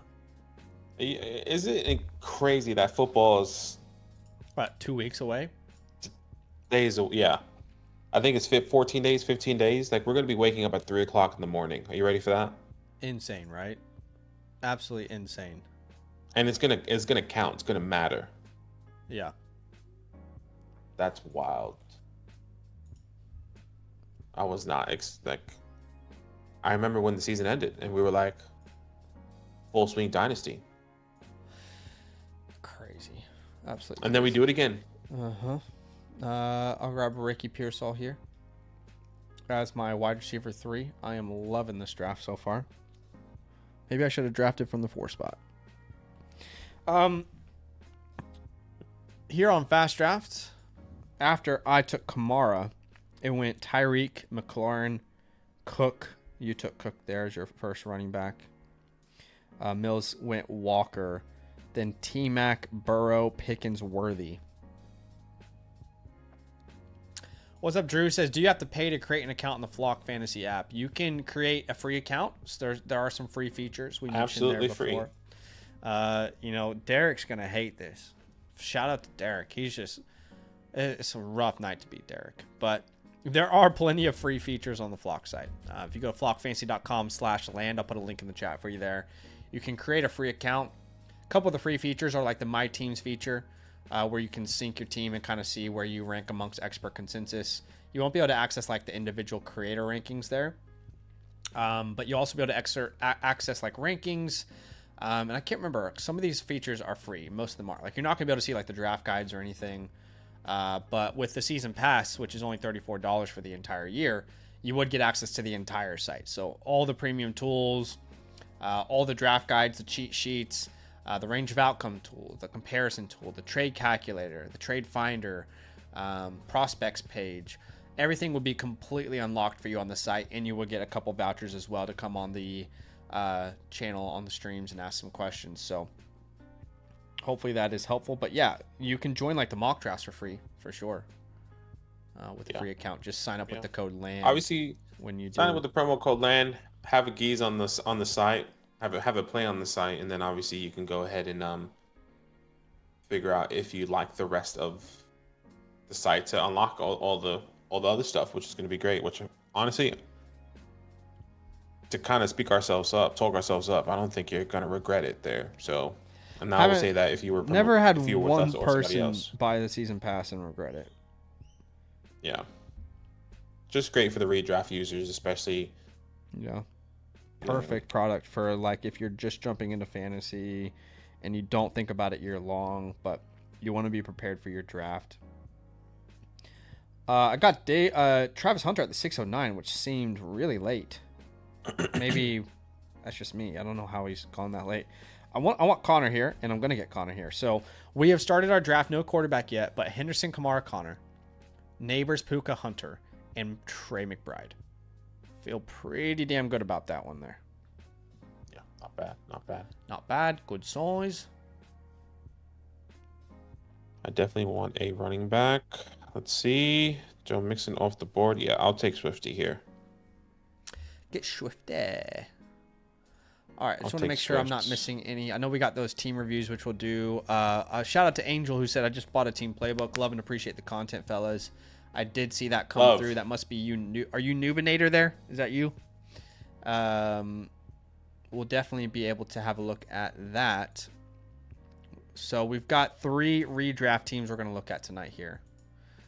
And you guys can still get into that queue as well if you want to get your team reviewed. And again, I'd hate to be Derek tonight. I'm so sorry. But this product is available on the Flock site, our playbook, customized game plan for your fantasy football team. If you want to know what we think about your team, what direction we would take moving forward, customized trade targets, maybe if there's someone on the waiver wire that you should stash that we love, we'll give you information about that and kind of talk about the importance of your depth with your specific roster. All that's available with the team playbook. Get a team review from Zach and Badaki on the Flock site, and you can get in the queue tonight. We'll do those here in a second. But we're also giving away a playbook tonight. Yeah, we're nice guys. Hey, we're giving away a playbook. All you have to do is type Playbook Baby into the YouTube chat, all one word, Playbook Baby, and like the stream, and we'll give away this playbook at the very end of this stream. All right. That's exciting for you guys. Playbook Baby. I know. When does I know there's still a lot of people in here. Are you guys doing your drafts? I just said our home leagues we're drafting next weekend. So let us know when you guys are doing your home drafts there, because I'm really interested. Yeah. Wow, can't believe this guy is still available there. September 1st, August 30th, August 24th. Okay. So that's this weekend, and then August 30th is next weekend. Keep telling us. I actually am really curious for certain reasons. I want to know when you guys are drafting. August 24th. 30 minutes. Good luck. This coming weekend, August 23rd. A lot of people would be this weekend.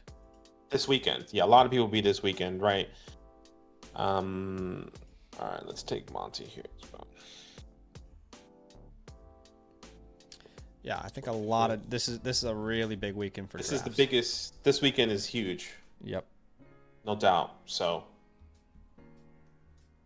and I feel like we'll grab Bo Nix here in the 8th. The hella nerds, not nerds, but like the people that are in a lot of, how can I explain it? At least we like to do our drafts the weekend before the NFL season, right? So like, kickoff always happens on Thursday night. We like to do it the weekend before. So like you have your team for like 4 days, and then kickoff happens. I love that. Yeah. I went Matthew Golden there. That's by the way. We've been doing in the 9th. Yeah, like Addison's there. I don't hate the Addison pick. It's just that because it's total points from weeks 1 to 17. I don't really want to draft any player that's suspended or going to be out a while. Like Brandon Ayuk is another name. In a traditional home league, he makes sense, but in this tournament, I'm not sure it makes sense to draft him because again, the winners are total points from weeks 1 to 17. But yeah, I'll go Golden there as well.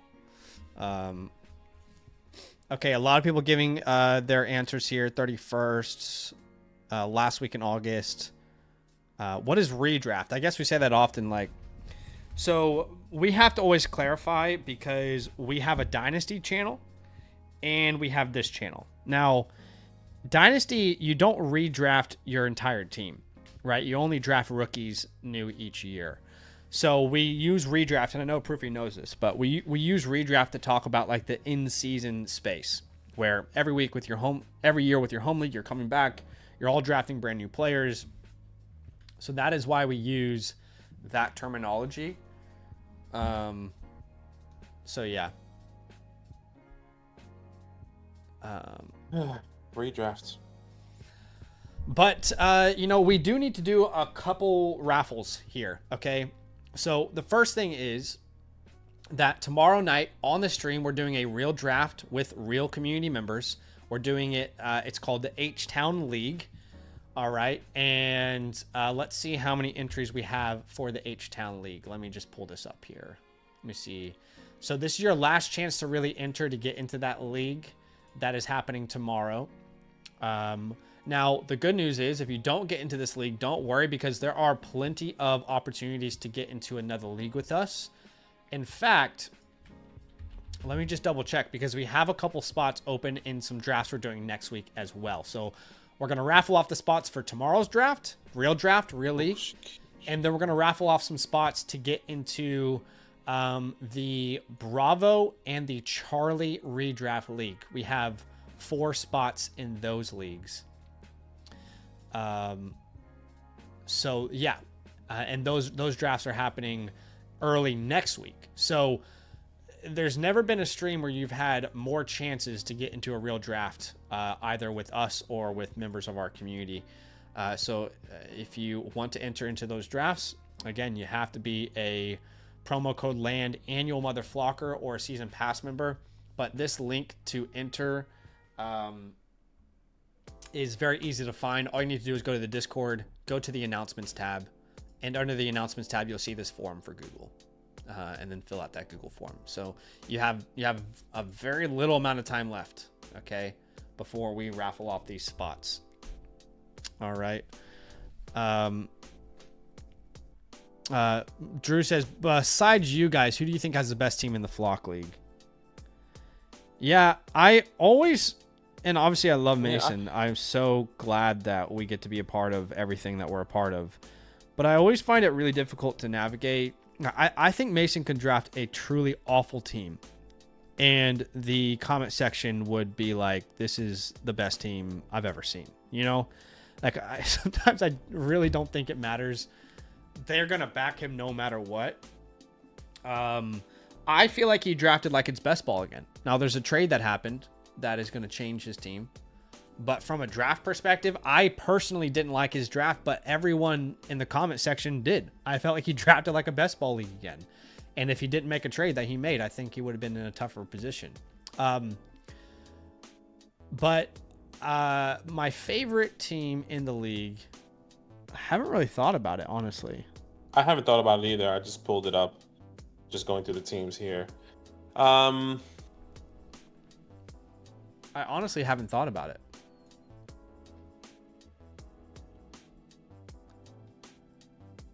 I mean,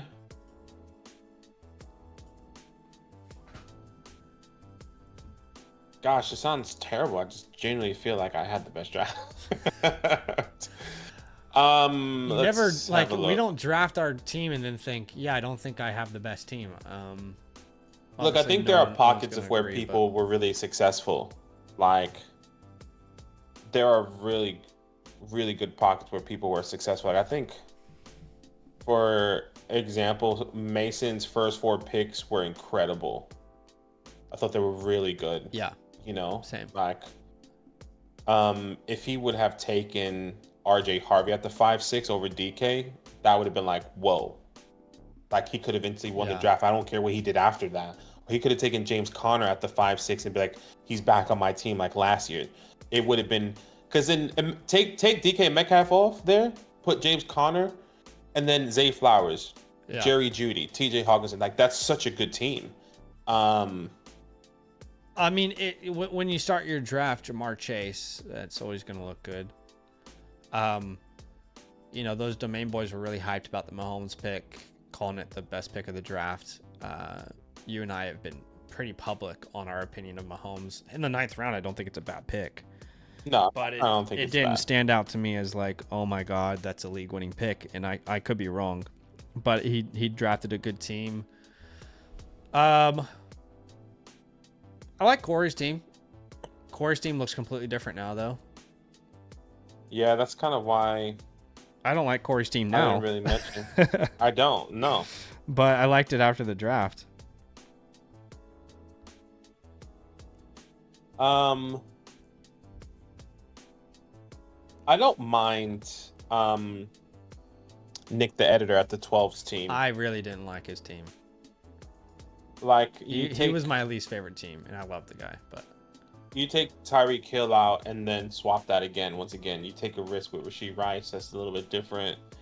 I don't mind Aaron Jones. I don't mind Cooper Kupp. That all feels really good, in my opinion. Outside of Tyreek, I wouldn't have drafted Tyreek.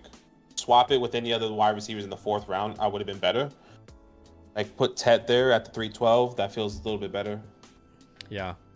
I don't think anyone had like a really bad draft, but Nick's was the one that stood out as like the one I really didn't like. I just thought Nathan had a killer start, and then Harvey not being the pick at the 507 was really tough in my opinion. But I don't think he had a bad draft either. So I don't think anyone had like a terrible draft. But yeah. Yeah, I'm there with you. All right. Should we start raffling off some spots? Yeah, let's do it. For this league tomorrow. Let's let everyone know. I'm just gonna say, hey gang, Raffling off spots for tomorrow's league now. Okay. And let me get the information here.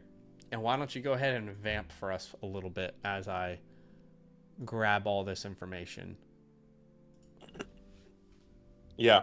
WG, appreciate you. Saw your message. I think obviously you saw that I sent a message out the day that we left. And today's our first day back, technically. So I'm going to be doing a bunch of admin stuff here today in the next couple of days. I can guarantee you will be receiving your playbook here within this week. Obviously, with the new stuff coming out, I have to update the cheat sheets for you guys. I have to update the draft guide for everyone because a bunch of ranking have changed. Then I'm going straight into playbooks. Oh, then I have graphics, then straight all into playbooks. I know a lot of people have been asking about it, but obviously a little bit of understanding, like you said, is appreciated because of the crazy travel has been the last couple weeks. But yeah, anyone that's out there, whether you're watching now or watching later and have been asking about playbooks, you will be receiving them absolutely guaranteed this week, especially if you get a new playbook this week or today. If you signed up, you will also be getting that within this week as well. But a lot of stuff that I need to update since I'm doing everything on the back end there. But appreciate each and every one of you guys. Okay. As well. I have a list of the names for tomorrow's league. Jonas says, "What's up, boys? Love the draft for you both, Zach. Those double tight end pulls at the end were insane. I appreciate that. Appreciate you being here, man. All right, let's go ahead and let's raffle off these spots for tomorrow. Yeah, tomorrow's real league. As I'm gonna make my last pick on FastDraft here, and we will grab Jaden Blue." And then either Braylon Allen or Pat Bryant to end the draft. Okay. So I think we had like 20 entries or something for this one. Let me see.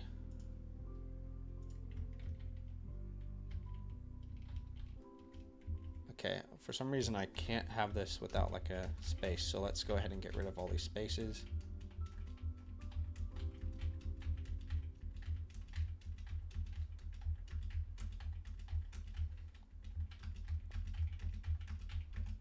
Okay. All right, you guys ready? Yeah, let's do it. So these are all the usernames that were submitted here. Okay, to get Can you remind me this what we league. So we're doing a raffle for this first raffle is for tomorrow's the league. H-Town. Yeah, for the H-Town league. Okay, So and then we're gonna do. Then we're also gonna raffle off for the Alpha and Bravo league. We're also gonna raffle off a couple spots for the Alpha and Bravo league. Yeah. If you don't see your username, then you didn't submit through the link here on the announcements tab in the Discord. Okay, but we have more drafts coming up that you can go enter for season pass members with the promo code LAND and annual mother flockers with the promo code LAND. Okay, ready? Yeah, let's do it. I'll write it down here. Yes. In fact, H-Town League. I can go ahead and highlight their names in green on the back end. Does that make sense? Sure. Okay. So I don't have to write anything though. No. Okay, cool. Okay.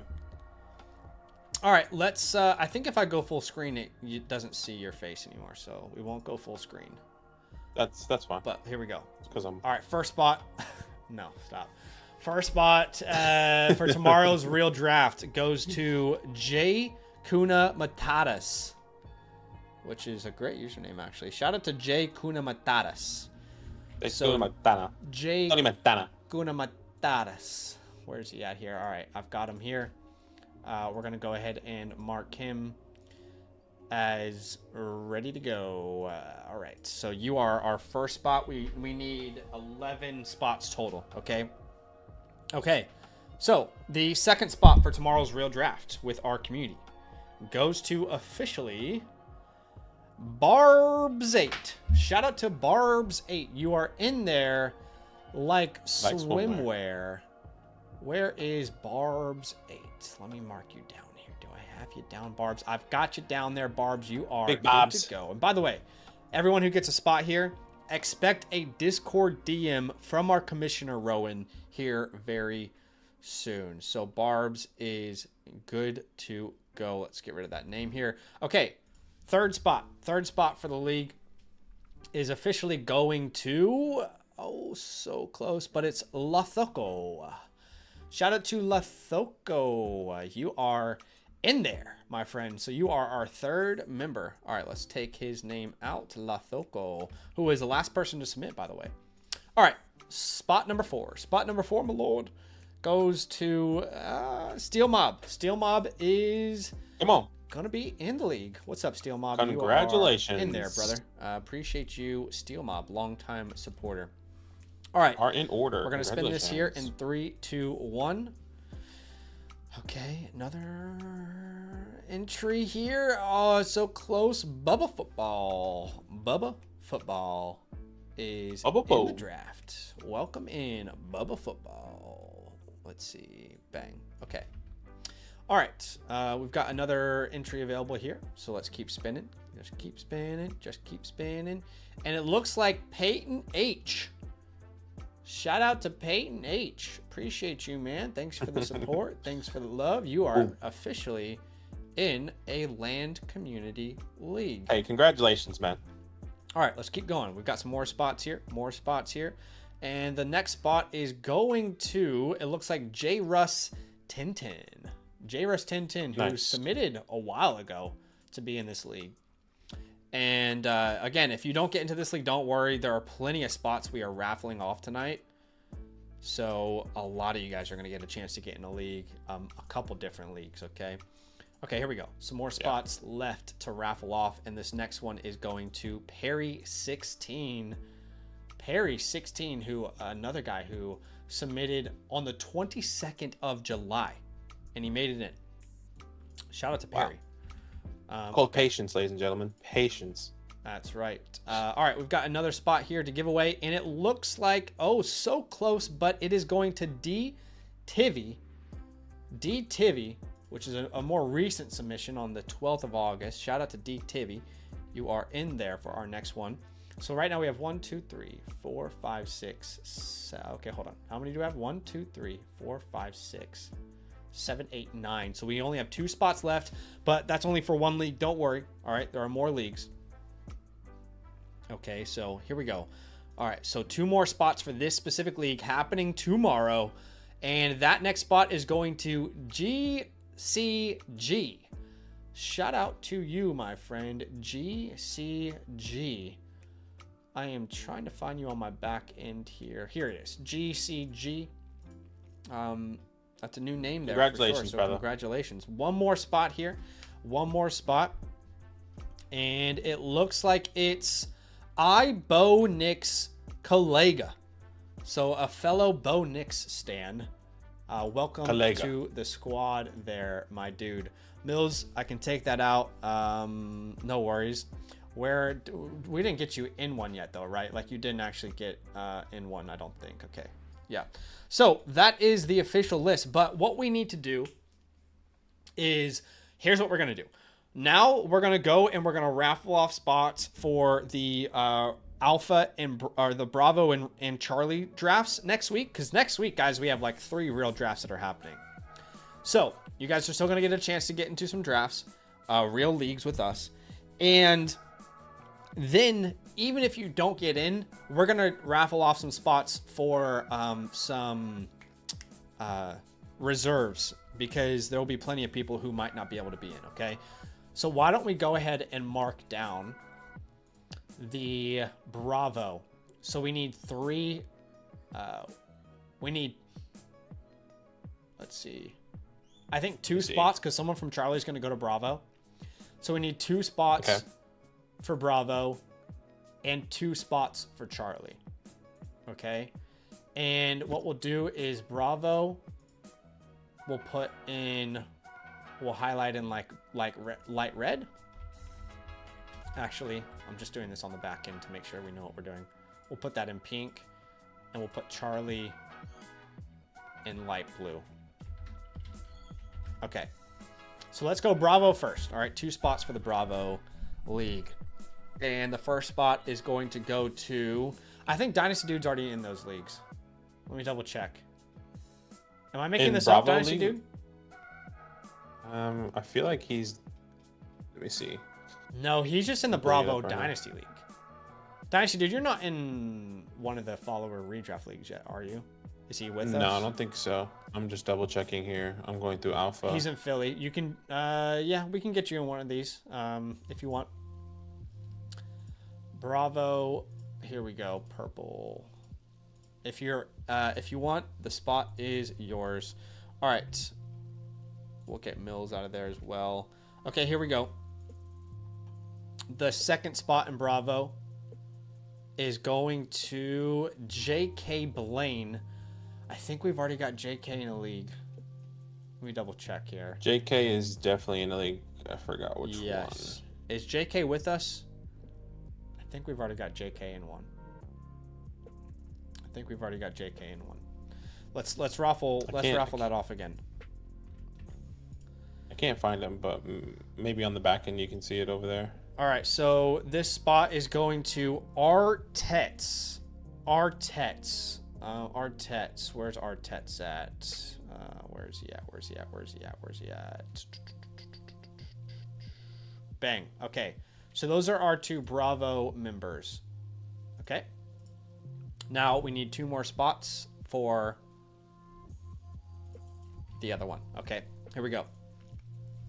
2 more spots for the Charlie League, and it's first going to Drew Peacock. Drew. You are welcome to join the Charlie League. And one more spot here. Chef Keith is unavailable, I'm pretty sure, from the messages that he sent me. So one more spot here for the Charlie League. It looks like it is Nonsense Lord. And so we'll mark him down. Let's see. And that is Charlie. And then what we need to do is we need to just get some reserves in case any of these people are unavailable. And I'm just going to get rid of people that I know are already in a league. Okay. So we're going to give these other guys an opportunity, like as in they've already gotten to another league this offseason. I think all these guys here, like Mighty Booch is in a Dynasty League and a redraft, but hasn't had a chance to get another one this year. So we're going to give all these guys like a little bit of a better advantage. Okay. All right. So you are officially a reserve if your name comes up here. And the first reserve is Mikey411. Mikey411 is our first reserve. Mikey411. Here we go. I'll put the reserves in orange. All right. Shout out to Mikey, our first reserve. Perfect. Okay. Let's go for our second reserve, and the second reserve is going to be Lad's #1 fan. Shout out to Lad's #1 fan. All right, reserve number 3, and I should put like R1 by their names so I know how to reach out to them in order. Okay. All right, the next reserve is going to be Cotton69K. Shout out to you, Cotton69K. You are our third reserve. And the odds are a lot of you guys are going to get a message here because there's plenty of people who aren't able to commit. The odds are ever in your favor, you know? That's right. All right. Next reserve is going to Burrs. Shout out to Burrs. Burrs. Okay, so we're going to go ahead and mark Burrs as another reserve. Reserve 4, right? Yeah. Reserve 4. All right. Let's see. I think ESRJ is now reserve 5.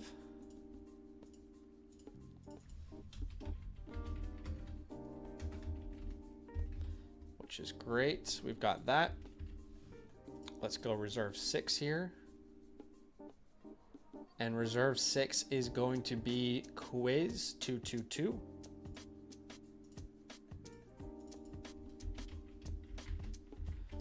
All right, and let's go. Let's grab one more reserve. One more reserve here. And the last reserve is officially Mighty Boosh. So should Mighty Boosh want to get in one? To join. Yes. So that's what, reserve 7 was it, or reserve 6? Yeah, reserve 7. That's a lot of reserves there. All right. So that is the first thing that we needed to do the Wheel of Fortune for. The second thing is the giveaway we had today, which is the playbook. All right, so we were giving away a playbook. We just announced our redraft playbook, which is awesome. Glad that so many people are showing love to it already on the site.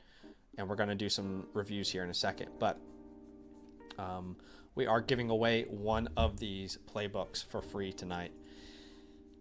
Shall we find out who's the winner? Let's do it. All right, so 58 of you guys entered. This is your last chance to enter, by the way. You got to type in Playbook Baby and like the stream. So I'll give you guys the next 30 seconds. Baby, oh. I'll give you guys the next 30 seconds here to get entered. You know what I want as I buy people some time? What? I want like that NFL like grid schedule. NFL I want like I want it printable on my desk. Okay, interesting. Do you know what I'm talking about? No. You don't? No. You know how like they have like the schedule on like on a piece of paper and it shows like all 18 weeks, and it has like the teams and stuff, and it tells you like who they play. Oh, and it's okay, like right. a color coordinate. I feel like Rich Eisen always has it. Right. Okay. I get And you. like I just want that tangible on my desk. So like when we start say questions, oh, who are the Cowboys playing in week 4? Let me go to Cowboys. You know, instead of like going on. I guess I can do it online. It's easy, but that's where mine went. Anyways, all right, I bought as much time as I possibly can. that's perfect. We have 62 entries today. Okay. So let's see who is going to win the first redraft playbook of the year. Good luck to all. May the best man or woman win. Here we go. Okay. So the winner of the playbook tonight is going to be, I can't even see who it is, Jeff Moore. Do we have a Jeff Moore in the building? Well, Jeff Moore, you have the next 5 to 6 hours to contact us on DMs on Discord, my friend. So my DM is Zach Savage. Badaki's DM is just at Badaki? At Badaki, I'll write it. Or yeah, just at Badaki. So write it if you want. Jeff Moore, go ahead and send us a message over on Discord, and we'd love to hook you up, my friend. Thank you so much for being a part of the stream and showing some love. Badaki, we should end the stream with a couple playbooks, yes? Yeah, no question. Let's actually act these playbooks out in real time. So the first one is Bows, and he was the first one to enter a redraft playbook for the entire year, which is very exciting that we're going to be able to do his first. He entered his 8 days ago, so he's one of these guys who has been waiting on the playbook, had his draft early on, and now is ready for some advice. So let's go ahead and jump into his review here whenever you're ready. Yeah, just gonna make a copy for him really fast on the back end there, and then we can pull this up here. Bows, appreciate you. Thank you so much for being patient with us as you're getting your team review here. All right, let's have a look at your team. Big Bows. So 1 quarterback, 12 teams, start 8 PPR. There's 2 keepers as well. So that's something to consider as we are looking at this team and giving it a review. Okay. By the way, that's up on the redraft one. Yep. Just so you know. I don't know if you Perfect. see that. All right, Bows. Appreciate you. Once again, thank you so much for your support. Let's go to response. Appreciate you guys. This is in pretty rough shape. It's a 12-man keeper league. No penalties or max years you can keep. So I can keep JJ/Lamb forever. However, I feel like I'm probably the worst team this year and can only improve by down tiering JJ or Lamb. Thanks for the help. All right, so a little keeper action here. Love to see it. Team name is Island of Misfit Toys, and he's ranked 4th. That's not bad. 4th out of 12 there. And this is a start 8, which is our classic meat and potatoes. This is a smaller. This is a smaller league here. Yeah, this is rough. All right, and let's look at your team. Island of Misfits Toys. Purdy at And you're quarterback. currently ranked 4. Running back is just in a tough spot here. Mason's your best running back in my rankings, but you know, you're going to need a JCM to step up, a Braylon Allen to step up. You got plenty of great handcuffs, but no one that you can truly rely on. I do think Jordan Mason can become that. Like, I definitely think that's possible, but it's certainly not the expectation, I would say, straight away this year. So that is definitely in rough shape. CD and Jefferson are one of the reasons your team is being pushed up into the rankings. Then Adunze as your wide receiver 3 isn't bad.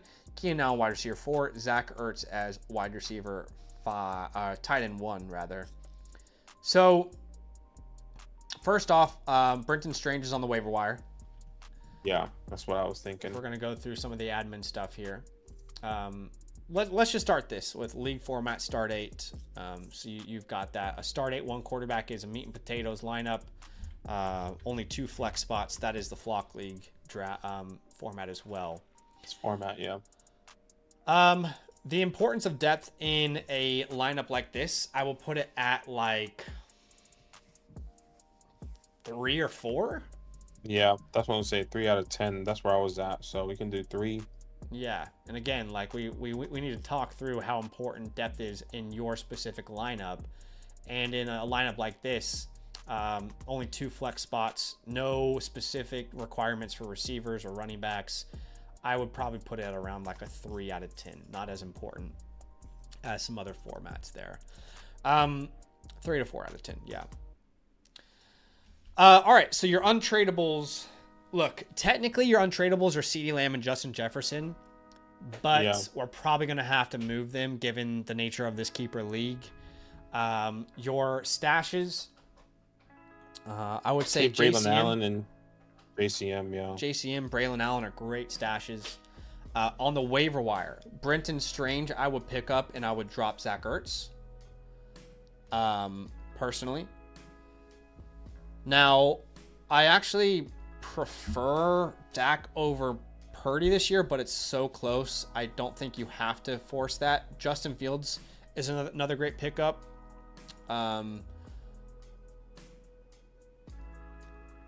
These guys are stashes. Like, you could stash like an Ollie Gordon, a Kyle Monangai, a Woody Marks. Again, should you choose to, if you have spot, if you want to, move around your roster.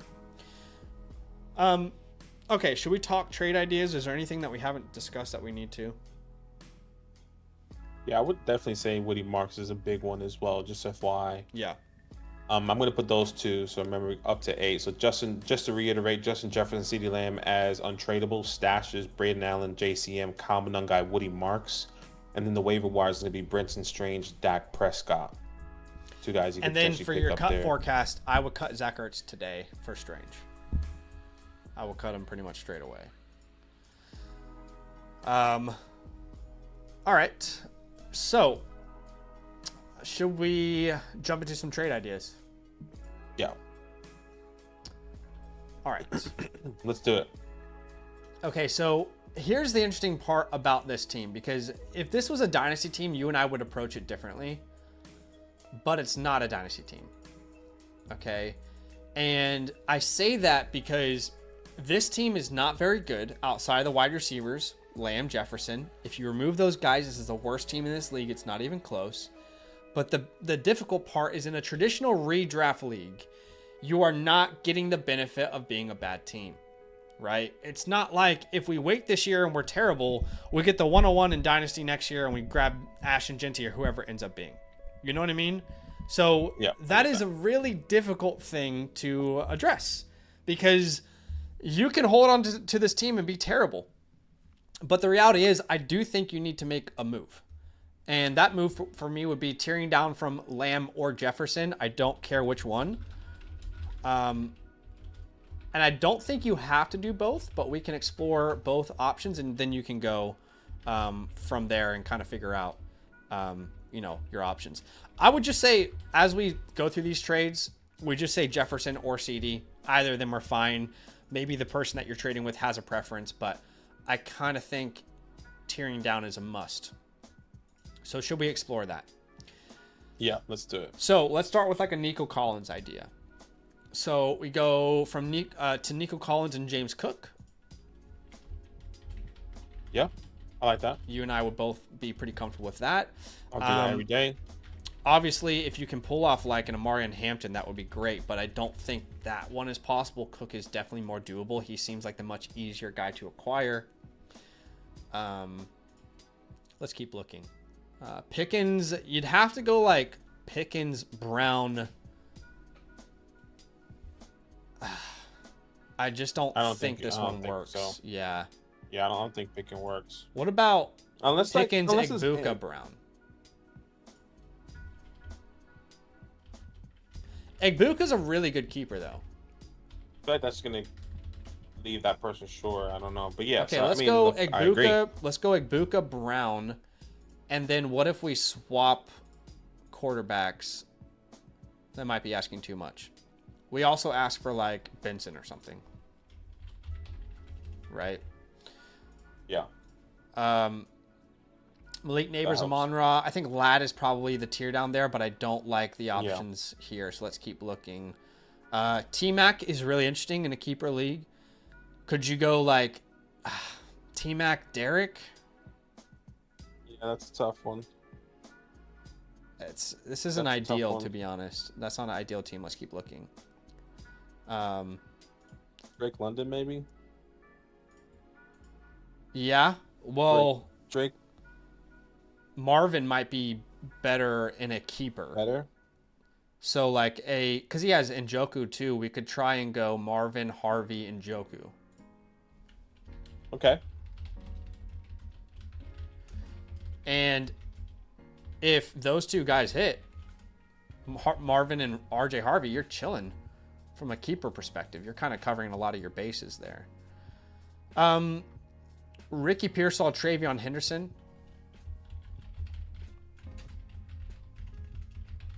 Yeah.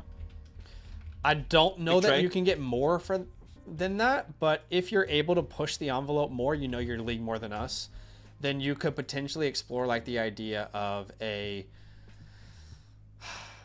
Tyler Warren swap with your Zach Ertz or something, but I doubt that's going to be possible in most leagues. Or like a backup tight end, right? Yeah. Okay, so after that team, let's see if there's any other options here that we like. Another one's Brian Thomas. That might be Brian Thomas would be Matthew tough Golden. to do. Yeah, that's tough. Puka, Devontae Adams, Jameson, maybe. No, this is even tougher. I like the idea, but no other players outside of Jameson we want to build around. What about Bucky Sutton or Bucky Hunter or Bucky Smith? Any of those? Yeah, I like any of that combination. Hunter, Bucky. That's actually a great team. Yeah. Who was it? Bucky Hunter, Bucky Smith, Bucky who? Sutton, you said? Sutton, anyone else? No, that's about it. Okay. That's a lot of options there.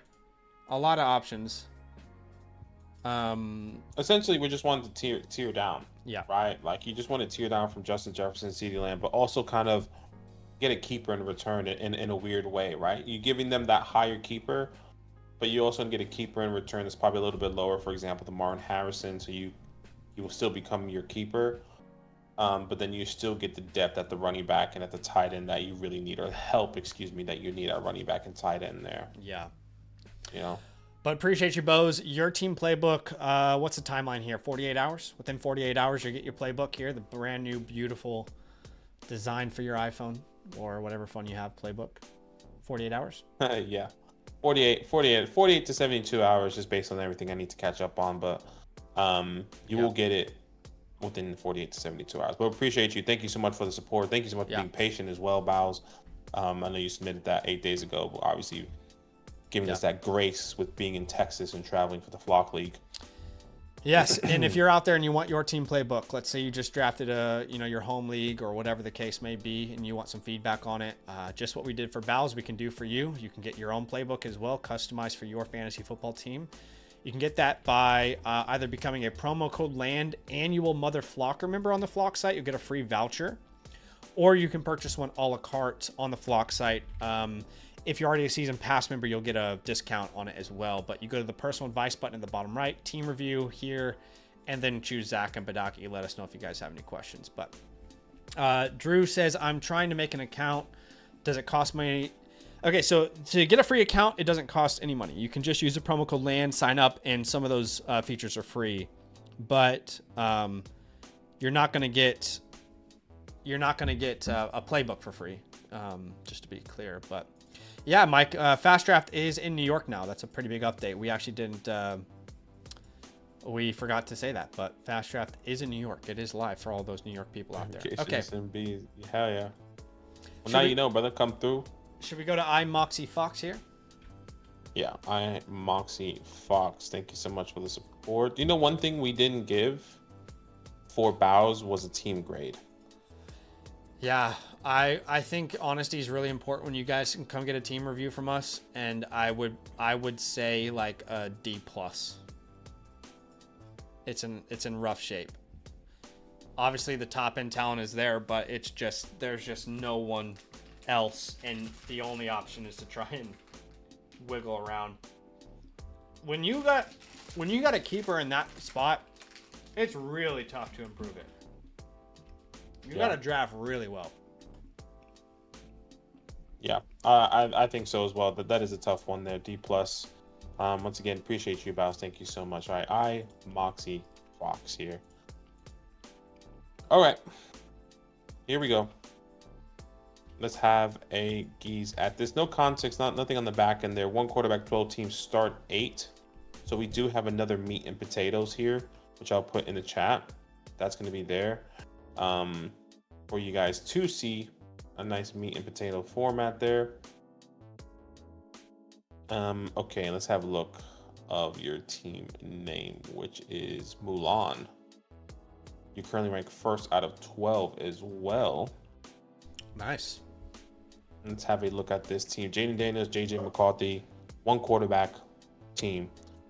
This is hot. Bucky Irving, Alvin Kamara, Caleb Johnson with Trey Benson. Really good running back room at the wide receiver position. Keep in mind, you can start at the 4 wide receivers: Chase, Pickens, Rome, Josh Downs, with Tucker Kraft at the tight end position there. Instant reaction, I think this is a really strong team. I really like this team. Yeah. Kind of the same thing, depth of importance, 3 out of 10. I would just kind of put that in that same one. Untradables. I love this team. Untradables for me would be Chase, Bucky. Stashes on this team. Trey Benson's the stash for sure. I would stash him. I wouldn't have high expectations straight away. I would probably say the same for like a Josh Downs or JJ McCarthy. Yeah. Waiver wires. There's a couple good guys. JCM, I think, is definitely a wire pick. Definitely be picked up. 100%. I would drop Marvin Mims in a heartbeat. So if we're looking at a cut candidate, that's Marvin Mims. We can cut him today and go pick up JCM straight away. Maybe keep in mind, just FYI, I would imagine a lot of these guys' waiver wires haven't opened yet. Could be wrong. Sure. So yeah, but yeah, I'd also be willing to cut JJ McCarthy with having Daniels and pick up Tootin as well. So Tootin and JCM are must. Would you want rosters. Tootin or Braylon Allen? It's Tootin for me, but I don't care if one's available and the other isn't. I'd just rather roster them over JJ. Yeah, I get that. We see that super chat. We're going to get through this team review first, and we'll have a look at that afterwards. Appreciate that. Any other admin that we haven't done? That's what 2, 4, 6. I think we can add a couple other ones. I will say we can pick up Brenton Strange as well. Remember, we need to be up to 8. Or just monitor him as you go. And we can do another one. I'll put Braylon Allen there as another pickup. If you can pick him up off the waiver wire. All right, overall team grade. This is a really nice team. I like this a lot, honestly. I will put this at a really solid, like, A flat. I really don't think there's a true weakness on this team. I would say A flat, A minus. Should we go to the chalkboard? Yeah, let's do it. Look, at this point of the offseason, I don't think we really need to come up with many trades for a team like this, but some hypothetical trades like Caleb Johnson. I'm not saying you have to trade him, but we can look for ideas there. I think that's really like the one player I'd be looking to maybe pivot off of. Like, let's look at some names that we can go from Caleb Johnson to. So let's look at expert consensus. And Caleb Johnson, would you rather have Caleb Johnson or RJ Harvey? We both would say RJ Harvey, right? No question. So if you can make a move like that, even if you had to like tackle on like a Marvin Mims or something to make that happen, or like a JJ McCarthy, maybe instead of dropping them, you use them as a addition to a trade. Maybe we've got a Vikings fan on our hands here, a McCarthy or a Marvin Mims. Now, if Harvey isn't available, James Conner, we saw Caleb go before James Conner in our league. Some people get rookie fever. I'd rather have Conner, especially with already having Benson on your team. I don't see how you fail by making a move like that. And again, I'd be fine to add Mims or McCarthy into that deal as well. Ken Walker's pretty undervalued right now. You could try him. I don't even mind doing like a 2-for-2 for like a Pacheco something, if someone views Pacheco less valuable. So let's explore that, and then we'll go to this next team as well. So Pacheco here, the guy has Walker. He has Pacheco, JSN. Can we get JSN on the team somehow? Like a Pickens or an Adunze on top. So okay, Caleb tier up from there plus JSN. We're gonna send. We want Pacheco and JSN. We're gonna send Caleb Johnson and George Pickens. Now, that's probably not possible in most leagues, but I would like to try it. Maybe you make it a 3-for-3, where you throw like a Jacoby Myers for Keenan Allen or something. Yeah. But outside of that, I don't think you really need to go crazy with this team from like trade perspective.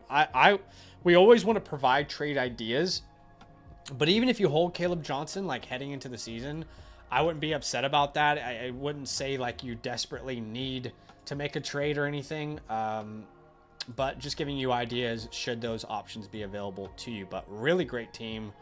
I think you should be proud of it. Anything that I missed, Badaki, let me know. No, man. We appreciate you. You should be receiving your team playbook here within 48 to 72 hours on the Flock Fantasy Message System, customized with everything that we drew up here for you today. But appreciate you, man. Appreciate you.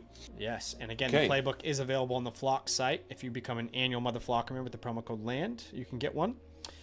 Or you can purchase one a la carte with the Flock site. Just get a team review from Zach and Badaki, and you'll be good to go. All right.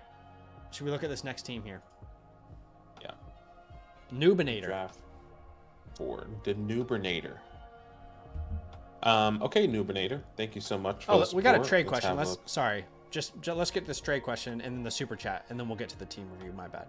Yeah, go ahead. And is Nubinator in the chat with us? Let us know.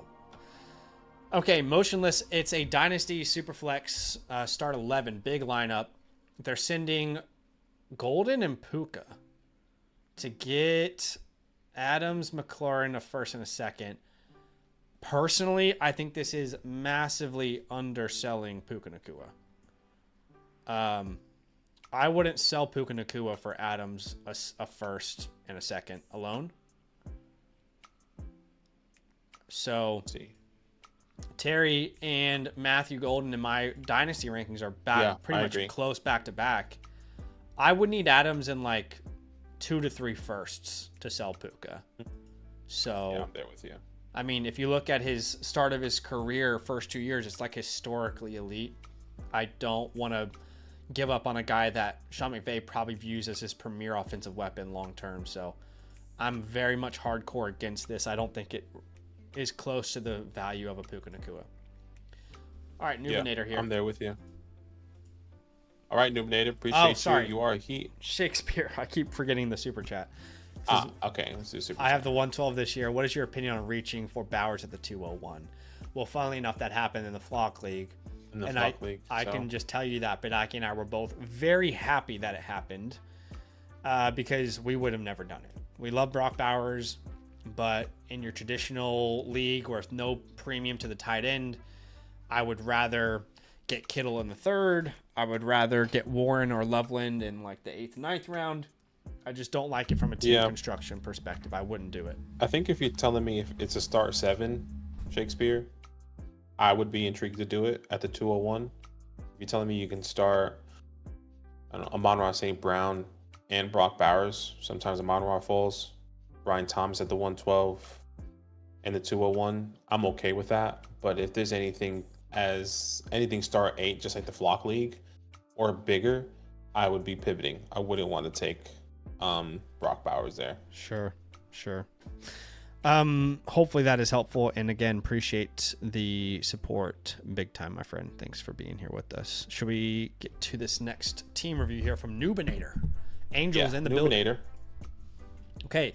This must be support, CBS or NFL.com, one of those.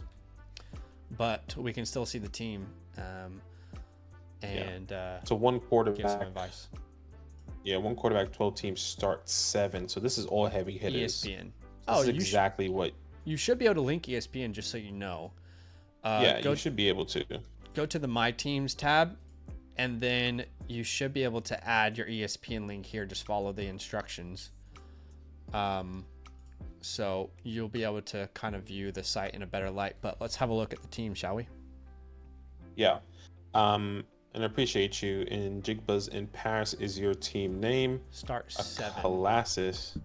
Yeah, and like I said, that's all heavy hitters there. He says, hi, Zach Badaki. Thanks for you guys. I think I walked away with the best team after my home league draft. I won the chip last year, so I picked last. Love and appreciate the content. Keep it up. All right, so starting. I don't like it when leagues do that. They penalize you for being good. Good, yeah. You were too good. We're gonna penalize you. It's like, all right. At the quarterback position, you have Caleb Williams, which I think there could potentially be another better quarterback out there. I wonder how many quarterbacks were drafted. I see you have Caleb Williams and J.J. McCarthy at the quarterback position. Let's go through positions as a whole. At the running back position, you have Ashton Genty, R.J. Harvey. You also have Tank Bigsby and Ray Davis on the bench. At the wide receiver position, you have Brian Thomas, Jackson Smith and Jigba, Jameson Williams, Emeka Mbuka, Ricky Pearsall, Luther Burden, and Jack Bech. That's such a good wide receiver room, no doubt. That would probably be the #1 wide receiver room if it was on the Flock League, I would imagine. George Kittle there as well with the Bills defense and Matt Gay. I mean, this is a really strong team. Is great. I mean, depth importance in a league like this, a start 7. And when we say league format, we're never including kicker defense. Okay. So in the start 7, when we're looking at something like depth importance, it would be a 1 out of 10 in a start 7. Depth does not matter. Completely agree. And you look at the team that you built, you're going to have like 2 of Egbuka, Pearsall on your bench every week. Maybe you have to bench a Jameson or a Jason or a Brian Thomas if they're injured. I don't know, but you do not need depth, and the trade ideas we're going to give you will have that in mind. So definitely keep that in mind. Your untradables on this team would be your Genty, Brian Thomas. Actually, I would say Kittle. I'm not trading Kittle. Yeah. I put Kittle there. Genty and Kittle because of, once again, a smaller league. Yeah. Hitting those onesies positions are pretty significant. Stashes, I would say names like Tank Bigsby. What else? Tank, Burden, McCarthy are all pretty decent stashes. As much as I like Jack Bech, I probably, and we can't look at your waiver wire until you link your league, but I'd probably rather go out there and stash a JCM, a Braylon Allen, an Austin Eckler, Tajay, Isaac Orindo, Ollie Gordon, common on guy over a Jack Bech, and I really love Jack Bech. Jack Bech is probably your cut candidate. I love him in Dynasty long term, but I don't think we really need to focus on him in the first 4 weeks of the redraft season, unfortunately. So you could cut him straight away. That's a today forecast, you think? Yeah, a lot of these forecasts will be immediate. In season, they'll be different, but I think you can cut him today. Overall team grade. Have on waiver wires, unfortunately. Yeah, we can't really fill out waiver wire, but let me just give some ideas. Is that cool? Yeah, go ahead. And we don't know if these guys are available on your waiver wire, but names to monitor. You don't even have to add them straight away, but names to monitor. Like, I would definitely add JCM, but like Isaac Corindo, Braylon Allen, the Jalen Warrens, common on guys of the world. If you're looking at wide receiver, we're looking at names like Darnell Mooney, Cedric Tillman, Kyle Williams. But this is a great team. I would give this probably an A-. And I think with a simple trade, this could be an A+. Really, this team is very, very good. I typically, like, if you had 3 flex spots, I wouldn't suggest this, but with only 1 flex spot, this is the smallest starting lineup you can have. So I'd be more than willing to do a 2-for-1 deal where I move Caleb and a piece to go out and get an elite quarterback. So if you can land a Lamar, a Josh Allen, a Jalen Hurts, a Jaden Daniels, I think that would be my ultimate goal for a team like this. Unless you have a different idea. No, I agree. I think tearing up with that quarterback position is pretty significant just because of, I would also say, like, maybe even picking up and monitoring other quarterbacks. Like, if Jared Goff is available, I would personally rather have Jared Goff or Baker Mayfield, which I doubt is going to be available in a league like this. Yeah. If you didn't want to do a trade, right? If you're telling me Jared Goff, Kyler Murray, Jordan Love are on the waiver wires, Drake May, I would rather go with one of these guys over Caleb for the start of the season, rather than try and trade for the heavy hitter, because I know that it might be a lot. Right. But I'm also happy to do that as well. I'm not against it. I'm just saying, if those guys are available, I would go that route first. Yeah. So this is really tough because I don't want to trade a Pearsall, Egbuka, Jameson, Jason, Brian Thomas, but you can't start all of them.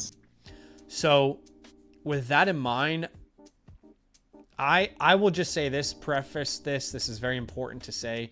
Maybe this is a trade that you make in season, right? Maybe week 1 you start with Caleb Williams or JJ McCarthy. But, in season, we monitor which wide receiver we want to move on from. Okay, so, is there an obvious sell high? So, because I really don't want to sell Ricky Pearsall right now, but, like Ricky Pearsall is the first name that comes to mind that's going to give you real value. So if you tack him and Caleb Williams together, can you go get any of these names? Can you go get the Hurts of the world? Can you go get the Daniels, the Josh Allens? Obviously, we prefer Josh Allen. Yeah. We prefer, if not Josh Allen, we prefer Lamar Jackson, right? And then Daniels and Hurts are fine, like between those two. But that's what it would look like. If it's not Pearsall, then it would look like Egbuka. But that also hurts to think about doing something like that. So yeah.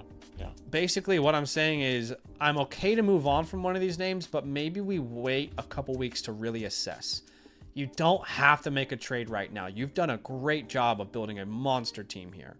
You can wait a couple weeks and,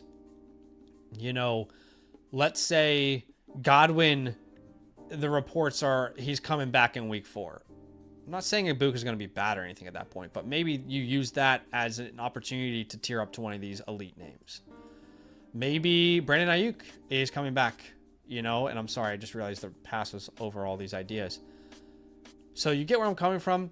I really just don't love the idea of like moving these names right now, but yeah. So I'd love I'm right there to with you. know from Angel if he has any questions, but that's the kind of direction I would take this team. You're very much a hold right now, and you're an aggressive trader come week 4, 5, 6, 7 to plan for the playoffs, because this team is just nasty. You don't have to have I it completely agree. as its final form before the season even begins, you know? Yeah, which is good because you have time to kind of maneuver there. But appreciate you. Thank you so much for your support there, Angel. Since you are here in the chat, let us know if you have any last minute questions or anything that you want us to explore. But if not, you should be receiving your playbook customized with everything that we drew up here today within the next 48 to 72 hours on the Flock Fantasy Message System. Yes, sir.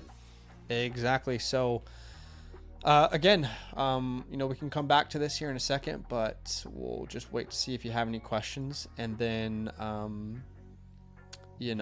definitely link up your team. I love that you now have your ESPN link synced up. That's going to be great, especially if you want to come back and never ask like a trade question. It's going to be so easy now with your linked team to, click that team and then continue, and, whatever player it ends up being that you're wanting to ask a trade for, you'll see us pretty much straight away. But yeah, man, appreciate you big time. Great job.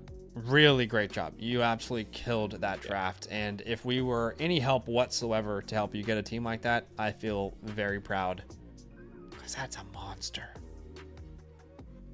Dude, that is a monster team. Really well done. Yeah, it's actually unreal, man. Motionless Advisor says, I'm Motionless Advisor here.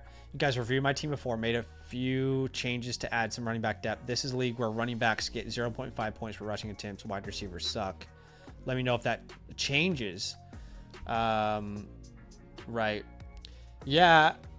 I guess, going back to this trade question that you submitted, it would make sense if, you're trading for Travion Henderson or something, if that's Travion Henderson and a first, in a couple pieces, maybe it makes more sense. But you're just adding veteran receivers in Dynasty and getting one single first for an elite receiver. I still don't like it. Yeah. But appreciate you, man. That's probably why. I was a bit confused. I was like, oh, did he submit a team review? Did we get another one? I think he submitted. Hold on, let me refresh. I was like, I don't remember him. Motionless is here. My bad, Motionless. Yeah, I was like, wait, what? We got you here though, and we can review your team now. And again, this is a Dynasty team, right? Or is this a redraft team? Oh, this is Dynasty. This is Dynasty, isn't it? Yeah. Okay, hold on. There's a lot of talk about Charbonnet right now, by the way. I don't know if anyone else is hearing that, but the talk on Charbonnet is pretty intense lately. Have you been noticing that or no? I haven't. I have not. Maybe not as much as you, but I saw a couple things, but I just thought that was just typical, Angel, Zach Charbonnet is just as talented. Everyone in the fantasy community kind of thought the same thing last year or 2 years ago now. Yeah. But I don't know if that is really going to change this year. Yeah. Hey, Angel, just quickly, why don't you let us know the top 4 players with my rankings at each position, and I'll tell you. We can't look at your team on our end once it's submitted. We can't change it and sync it ourselves, but be happy to make sure we do that right for you there. This is from Brady Henderson. Brady Henderson, who is he? He covers the Seahawks for ESPN. That's an important source, I'd say.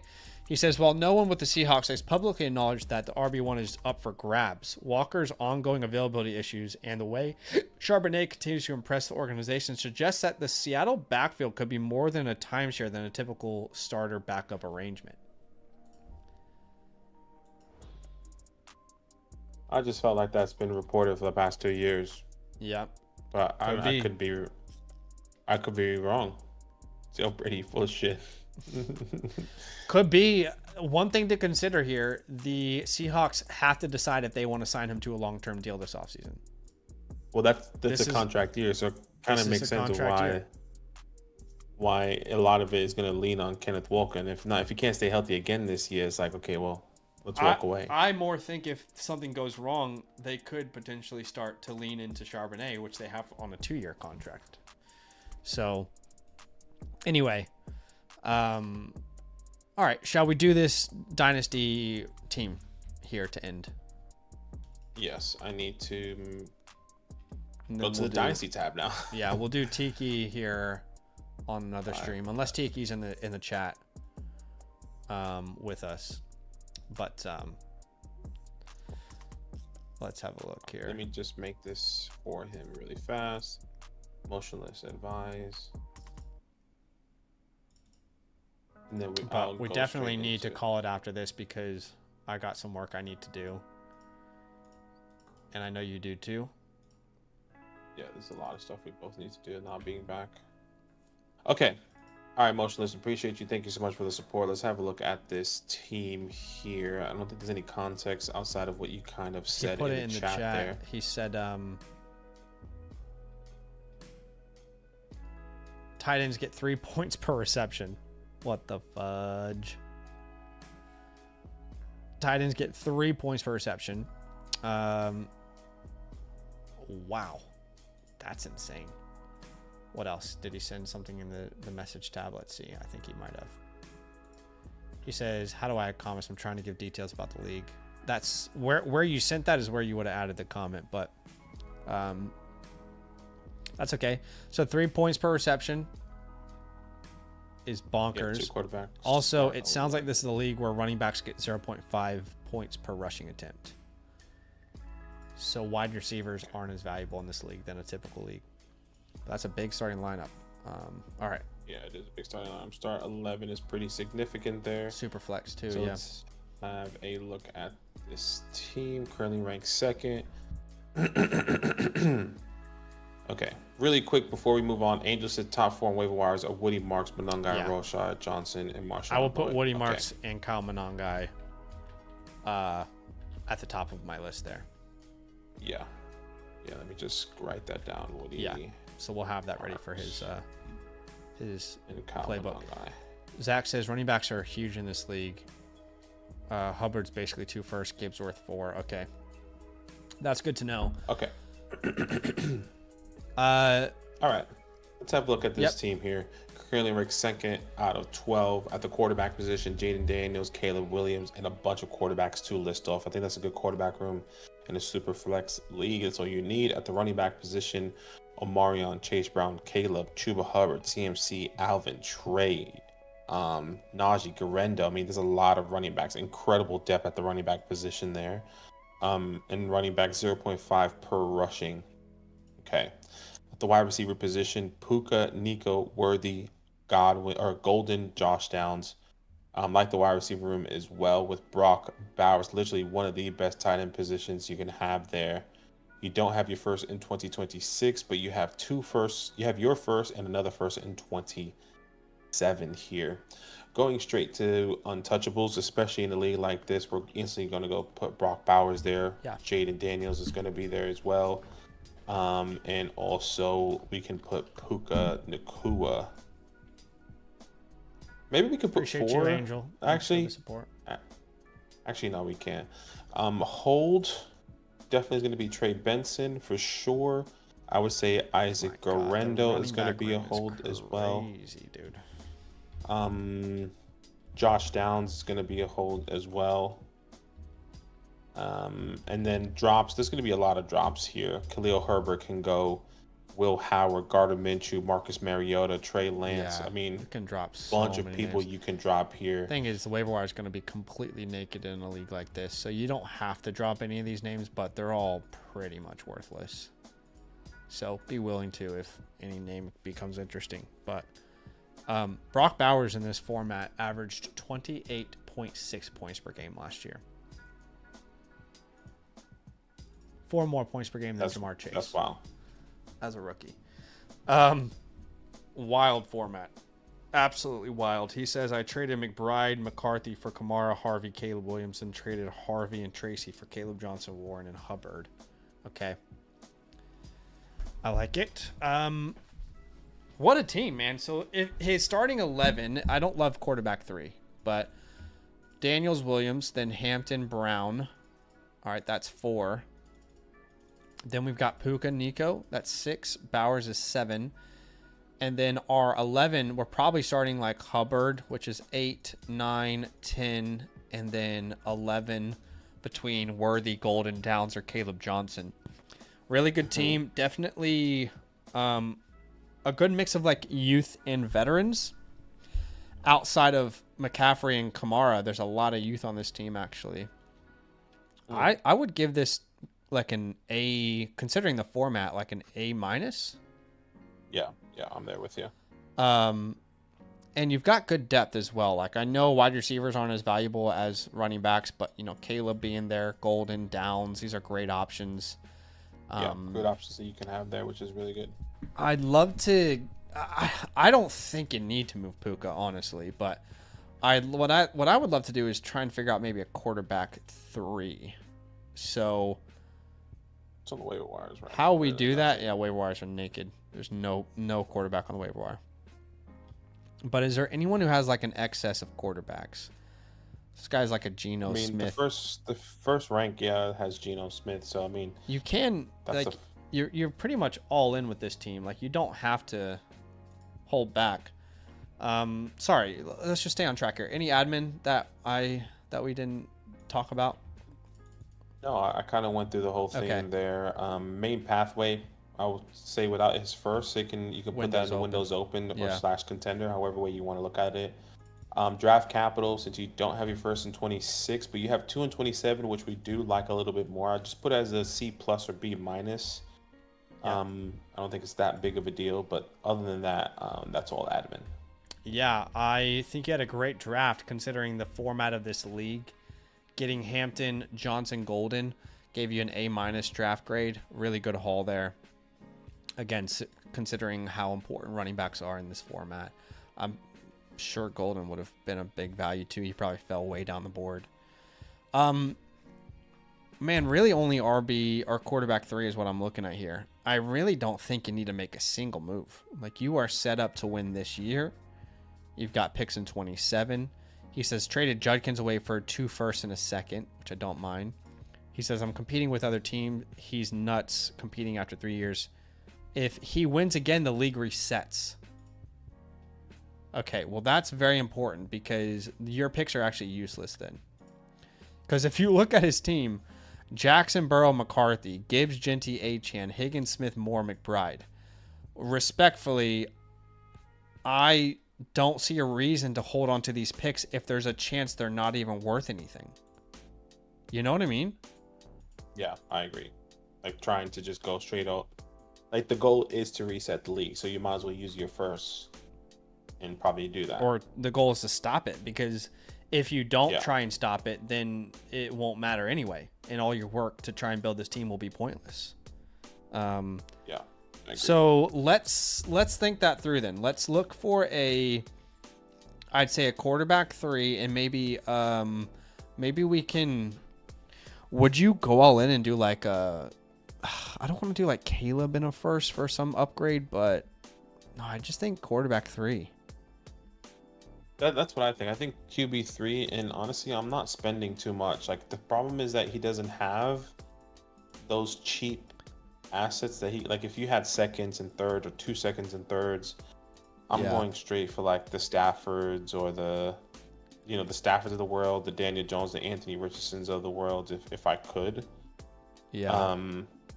But he can't do that in this scenario. So I feel like the only way to get a QB3 is doing what about like Dak somewhat and of Harvey a big or something? deal. So like 2 27 firsts, and you go out and get Dak Prescott and RJ Harvey. That might be hard with Harvey, but a lot of people in Dynasty are trying to move off Dak. So I think it's worth exploring. And that just gives you even more, oomph to your starting lineup and this little run you're on right now trying to get to the championship. I don't mind the idea of even going like Caleb Johnson and 2 27 firsts for Bijan Robinson in this league. You know what I mean? Like, we got to stop the king or the world ends, basically. And it doesn't really sound like making a move for a chase is going to make much sense. And the guy who has all these assets, who, by the way, has a ton of draft capital, he's kind of dominated this league, has Gibbs, Genty, Achane. So we need a Bijan if we can get him. We need a Bijan, yeah. 100%. Don't even hate the idea of like grabbing a Bucky. I know you just traded Judkins to this guy, but if you can find a way to get a Baker Bucky, so we could do like, he says, just to help you, I offered Caleb and Hubbard and 2 firsts, and Bijan was declined. Okay. So really hard to get deals done. Well, how about we do that deal for Bucky Irving, and we want to grab Baker Mayfield. And in order to do that, we'll offer you 2 firsts, as well as Kamara. Yeah, it's going to have to be something else. I'll be okay with Kamara. 2 firsts Kamara for Bucky Irving. And if Baker. You can get it done. Yeah, and Baker. And if you can't get that done, what about like Kamara and Downs or something? I don't want to sell Downs, but I'm just trying to give you a little bit more oomph on this team. Now, outside of those names, I'm really not that interested. I guess Josh Jacobs could be a really nice add here. I mean, would you do the 2 firsts for Jacobs and Kittle? Because you can flex Kittle. Let's say plus Josh Downs. Yeah, I would imagine that's in that person's eyes, that 2 firsts is probably still not enough for Kittle. Yeah. Sounds crazy to say, but 3 points. Like Brock Bowers, this is unreal. This Bucky Irving team is his dad, so we can really play with ideas here. The tough part here, dude, is outside of Bucky and Baker, nothing else makes sense. Like, you don't have the assets to get a Jalen Hurts. I guess you could try and put Caleb in this deal. Like if you did plus Caleb Williams and plus Jalen Hurts, or instead of Baker Mayfield, sorry, it's Jalen Hurts. That is maybe the most exhaustive you could do it as far as like being all in. Yeah. Because then you're starting Hurts and Daniels, and that's nasty. Baker is like Baker and Bucky are like the more less aggressive approach, if that makes any sense whatsoever. Sure. But sure. Outside of that, like Higgins isn't. I love Higgins, but I'm not picking him right now given the situation that you're in. You don't need receiver, and none of those other running backs are going to help you. So it's either Bucky and Baker or Bucky and Jalen. Saquon's an idea. I mean, if you can just send those firsts for Saquon. Would you send 2 firsts and... See, 2 firsts and Kamara. Kamara's still going to be valuable, but like Downs for Saquon Barkley. That might be hard to pull off, actually. Yeah. I don't think that's I feel like it has to be a running back. Yeah. But... Yeah. I mean, maybe you get Justin Fields back and you throw Kamara.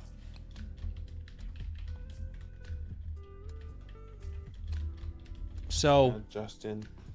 Yeah, I think my approach with this league, which by the way is insane. This league is insane. The format you guys are running, I love it. I would not be precious with my future picks, knowing that there's a possibility for no future. Yeah, I would agree. But please let us know, Zach, if there's anything we didn't answer before we end the stream here. Yeah, man, we appreciate you, Zach. Yeah. You should be receiving your Playbook here within 48 to 72 hours on the Flock Fantasy message system. When you send that message saying, hey, where can I send more information? Stay tuned for that. Obviously, you've had a Playbook with us before, but we appreciate you. Thank you so much for the support and being here with us. Yes, sir.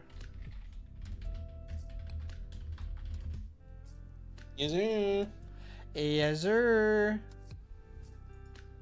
He says, bro, it's crazy. Defenses are the highest scoring guys. Broncos were #1 last year. That's just, I don't understand this league at all. That's crazy. Yeah, that's wild. I don't understand this league at all. That's just next level. But I'm glad y'all are having fun with it. That's what matters. Yeah. Yeah, for real.